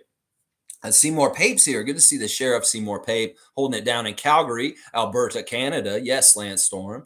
Big up to Tom Duke, the real West Coast Raptor Freak. That's right, Central Raptor Freak president, Seymour Pape, holding it down in the middle of the country. That's right. We got all the provinces holding down. We got people in Montreal. We got people in Ottawa. We got people out east. We got people out west. We probably got people out north somewhere, probably. Cheers from Tom Duke. Cool Cat saying, I think NBA Chev is a bit shy. He moved out of New York to Connecticut. Well, that's not a lot of these New Yorkers live in the suburbs, and Connecticut is a suburb of New York City. So it kind of makes sense. Cool Cat saying also, I still believe in Masai choosing Darko as our head coach. I'm excited to see what he does with our team. Yeah, people aren't even giving him a chance. Sure, Jordy's been fantastic, but he failed yesterday. So, there's always wins and losses with coaches. And we'll see who wins more and loses less.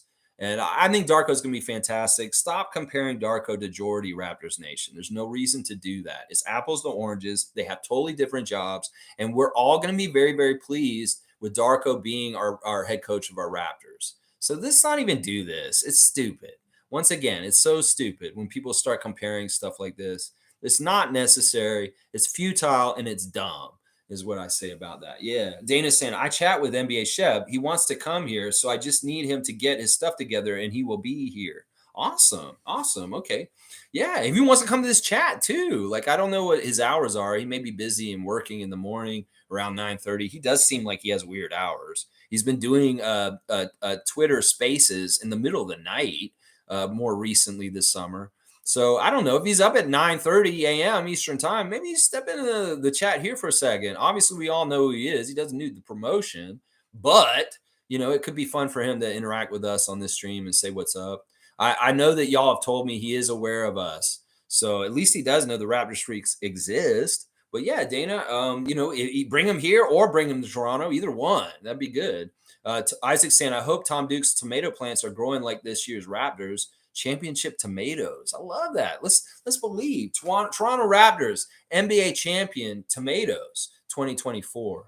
Toronto Raptors NBA champions 2024. Tom's Tomatoes, tomato champions 2023-24. Yeah, they put it in existence. Those big, plump, ripe red tomatoes. The tomatoes are looking good.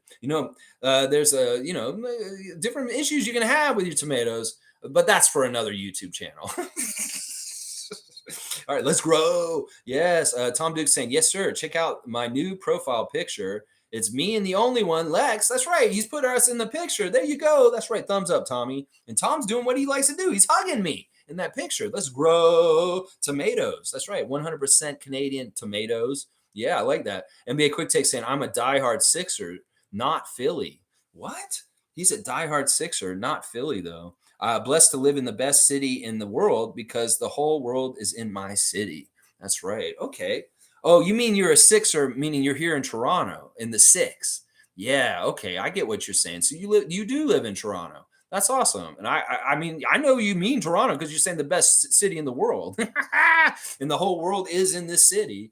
If you mean Philadelphia, though, I'm mistaken. You don't mean it though. You said not Philly. So he means the six. He lives here in the six. So Quick Takes, you need to come and be at the Creator Summit.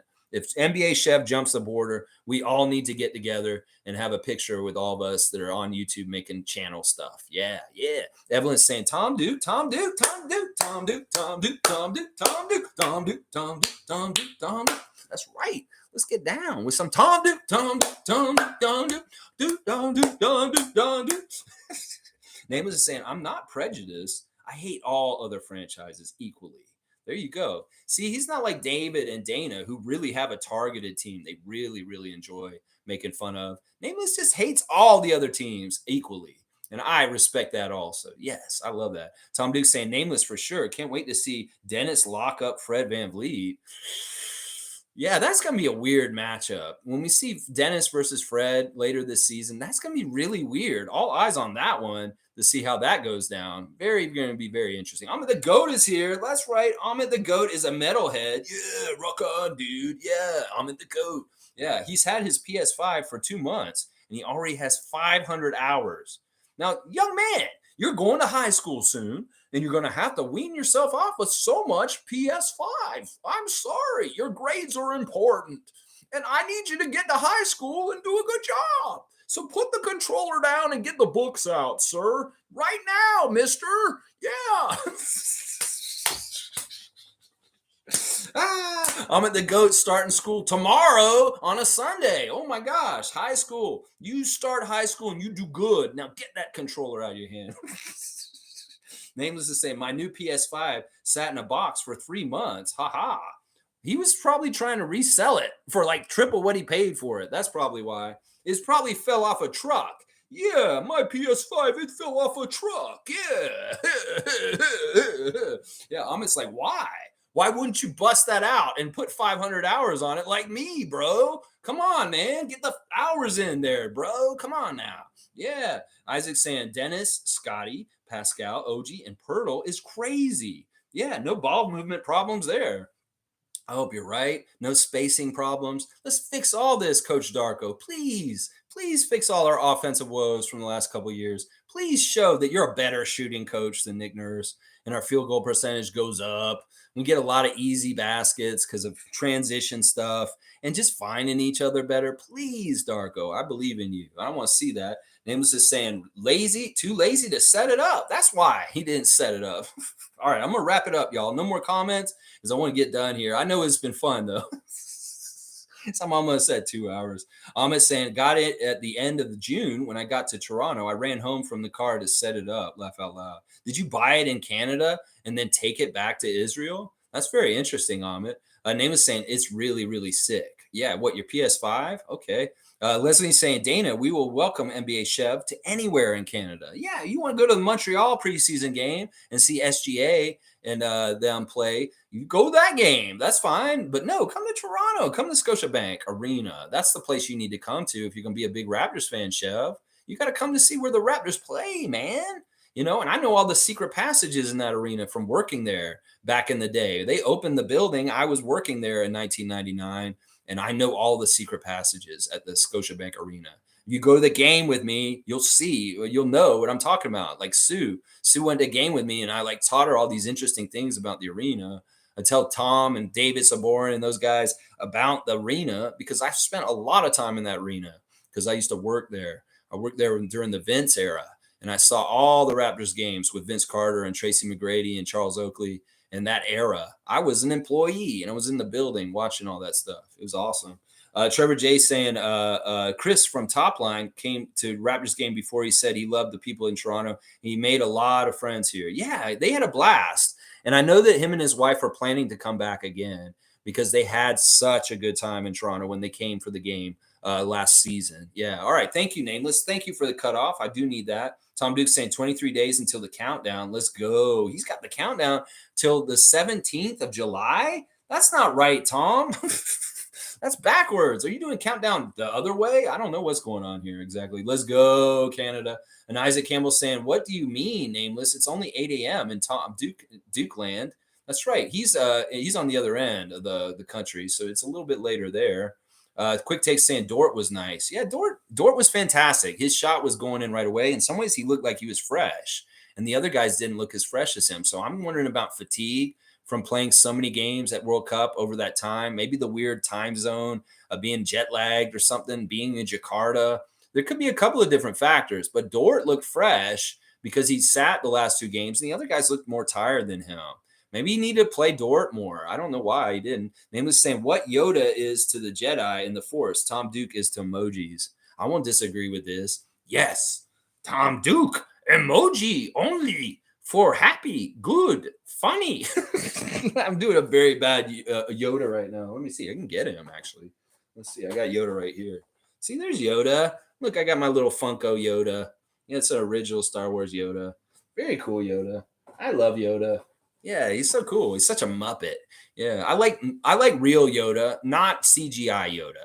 CGI Yoda in later Star Wars is stupid. I like the Muppet Yoda, the one that would go to Sesame Street and hang out with Grover and Big Bird. Yeah, he's the Muppet. The Muppet Yoda is better. Yeah. Tom Duke saying feels like my birthday Dort 3-pointer that didn't count sucked. It should not have got to that. I want a good start tomorrow morning. Yeah, that three was just a split second too late after the light came on by Dort late in the game. There are two free throws that were missed in that game. I can't get too upset about it, but that's 5 points right there, and we lost by 4. So yeah, the opportunities were there. There were a lot of shots that we put up near the basket that were muscled on by their defense that we missed, that we may have made in games before this against less physicality. So credit to Brazil coming out with a really good game plan, executing it, playing to their pace, dictating the pace, and really taking advantage of it and really executing their game plan to get that successful win against us. That was not easy. And I want to give them a lot of credit. Brazil, you did fantastic. Now, I still want y'all to lose, and I want us to be going to the Olympics. Now, there's news this morning that Southern Sudan, all right, let me actually do the scores from today because there are some games today at the FIBA World Cup, and we need to go and check them out for what happened today because this is stuff that's happening right now in the games that they're playing the loser bracket games this morning. And so far, we've got in the games, Finland has beaten Venezuela 90-75. Angola has lost to Southern Sudan 101-78. Now, Southern Sudan has made history. This is amazing, honestly. This is the first World Cup they've ever gone to. They've only been a team for less than 3 years, and they've only been a country for like just over 10 years. And they are going to the Olympics. They qualified for the Olympics yesterday as the highest team from Africa to get further in the FIBA World Cup. So they got their spot to go to the Olympics next year. Luol Deng, Royal Ivy, and the South Sudan team just got their berth this morning to go to the Olympics. So kudos to them. I love hearing this story. And in some ways, what's happening with South Sudan right now is a Cinderella story that's going to be made into a movie someday. I'm telling you right now, the story of what's happening with the South Sudan basketball team is going to be a movie someday. And it's going to be a very successful one because it's going to be a very inspiring one because it's coming very quickly for this team. Angola's been in international play forever, and they have been to the Olympics. But the fact that South Sudan's getting there right away this quickly, this is a big deal. And so awesome and so happy to see it for them. New Zealand beat Egypt by 2 points. Very close game. France did beat Ivory Coast by 10, saving face. Even though they're out and they're done, they did win both their games in the loser bracket. Japan beating Cape Verde 80-71. Another win for Japan, and the host country is very happy. Philippines beating China today 96-75. That's a big deal. Philippines had not had anything to cheer about in this whole entire World Cup until they beat China today. So that's fantastic. 96-75 was the score. Mexico beating Ronde Hollis Jefferson and Jordan 93-80. That's kind of a surprise. Honestly, I would think the star power of Jordan with Ronde could actually beat Mexico, but no, that's not the case. Mexico actually beat them. And then the final game of the day today has ended. It's Lebanon versus Iran, and Lebanon has defeated Iran 81-73. So yeah, those are the action from today's games out there. And I know I'm going over 2 hours, but there's a lot to talk about. Apparently, it's crazy. Country Kong saying, "Good morning, Raptor Freaks. Just popping in. Want to apologize for criticizing Messiah yesterday. I was in a bad mood. He's done a great job. Still trying to get you know who out of our system. Let's go." There you go, Country Kong. I don't even remember that, and it's no big deal. Listen, a lot of people have been criticizing Messiah and way worse than you. So don't worry about it. Country Kong, Scotty Barnes, Twitch family. It is what it is. And listen, I don't remember you saying anything that bad about him. Listen, we love Messiah and we want to share the love for Messiah all the time and protect him from the powers that be that do not want him running the Raptors. Whoever is against Messiah running the Raptors, I'm against you. Whether it's Ted Rogers III or some knucklehead that's just on social media saying his out of pocket, stupid ass comments. So yeah, don't worry about it, Country Kong. I don't look at you as any kind of Messiah hater. And if you were in a bad mood yesterday, I'm glad you're in a better mood today. Nameless has got the "He Who Shall Not Be Named" emoticon out. All three of y'all got it. That is the one. The cry face. He's crying because his porn has been revealed on his live stream. That's why he's crying. He got caught. There we go. And who's this? He's got a clown nose on somebody. Who is that? Is that Nameless? Who is that? That looks kind of like Scotty with a clown nose, or is that Ben Simmons with a clown nose? It looks like it could be Ben Simmons with a clown nose. I don't know, Tom. That's an interesting one, but that's a clown nose, definitely. Country Kong saying, also, Rico's holding our tapes hostage. What gives? The off season's almost over. His new style of releasing content screams of Nick Nurse. Ricky Council jumps out of the gym. I get it. I want to see Scotty. Well, this could be both ways. I was actually thinking about this also yesterday when I was watching the Rico Hines clip yesterday. Could it be, Country Kong, that the Raptors weren't very happy with how we were put on blast last year and the expectations were too high for them going into the season? And maybe Raptors brass is asking a favor from Rico Hines and saying, don't put us on blast as much. Sure, we'll show little highlights here, but let's not show everything that's happening. I still fully expect this stuff to be released. It could be actually that Rico is kind of timing it around the World Cup because they know that the basketball heads are all really into World Cup right now, and it kind of takes the attention away from the Rico clips. So maybe he's going to wait till September 10th, and then he'll drop a whole bunch of them after the FIBA World Cup's over. I've thought about that, exactly what you're talking about. And it could be two things. It could be what I just said, or it could be that the Raptors are asking Rico not to put them on blast, to give it away what's happening with them because of last year and how things went. Who knows? They are showing a lot more Sixers on there. It's interesting because there's a strong Sixers and Bucks contingency there. So the friendship between Adrian Griffin's staff, Nick Nurse's staff, and the Raptors still being there also is still fine. There's no burnt bridges where Rico Hines, being a Philadelphia coach, has the Bucks guys there and the Raptors guys come there too. So it's one big happy family still, it seems like, as far as coaches, Nick and Adrian, and then even the Raptors organization. They're still all working very well together. But the Sixers are more prominent in the Rico Hines runs this year, partly because Rico's on their staff now. And we're seeing a lot of Paul George, Jaden Springer, Mo Bamba, Ricky Council, and those guys. Yeah, they're annoying. Yeah, we can see Ricky Council. I think he's a punk ass. The little bit I've seen of Ricky Council in these Rico Hines runs, he's arrogant. He's very talented, but he's a little ahead of himself. He's going to get real, come down to reality once he comes to the NBA for real. Monique saying Kyle Lowry even got his boys playing golf closer to season 2 of Hustle Play. Chris Boussage's podcast. Yeah, we'd be happy to see that. Yeah, his kids are getting bigger. Carter and his other kid, they're very, very getting much older. They're almost teenagers at this point. We forget how old Kyle's boys are. but because they've been gone a couple years now, they have grown up a lot since they went to Miami. You'd be shocked if you saw his older boy, what he looks like at this point. Quick Takes saying definitely will be there 100%. Bam. All right. We'll see Quick Takes tomorrow morning at 9:15 for pre-show, 9:30 tip-off, Canada versus Spain. Big time match. Big time match. Yeah. Cool Cat saying, we'll be chip ready when our trio is ready. Pascal, OG, Scotty. Once we see the improvement in consistency, not inconsistency, with OG and Scotty to match Pascal. That's what I want to see. Also, Nameless is laughing. Monique saying W stream for Tom, W stream for Lex. Keep at it as always. Good times. Go Canada. Go Raptors. You go, super fan Monique. We love you. Sharing the love from Monique, Tom, everybody there. We got Raptors face, laugh, idiot face, clown face. Have an awesome day, Raptor Freak family, from Tom Duke to everybody. Dana saying, have a great day, Tom, and see everybody tomorrow. All right, y'all. Thanks for watching me today. Please like, comment, subscribe, and share. Do the same right on over at NBA Quick Takes also, please. And I'll be back tomorrow. If you want to become a member of this channel, you can.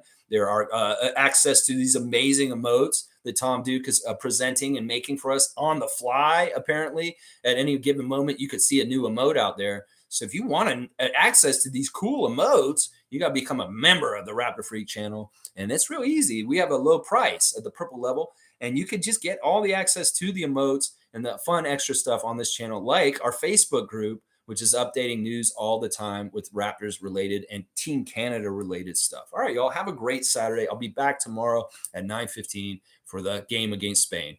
All right, I'm heading out the country now, y'all. So you'll see me in cottage country tomorrow. Have a great day, Raptor Freak family. We love you, Tom Duke. Seriously, bro, you are my dude, man. You are the guy who has helped me so much on this channel.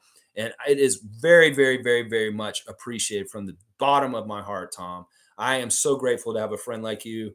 And I can't wait for the next time that we are able to hang out and go to a Raptors game together. All right, guys. And Isaac Campbell saying W to Scotty Barnes' friend, Tom Dookie. That's right. Friends with Scotty Barnes. That's right. Isaac Campbell, Twitch family 2022 knows about that also. That's right. Isaac was there too. All right, y'all. Let's go Team Canada. Let's go Jordy. Let's go Darko. Let's go Toronto Raptors.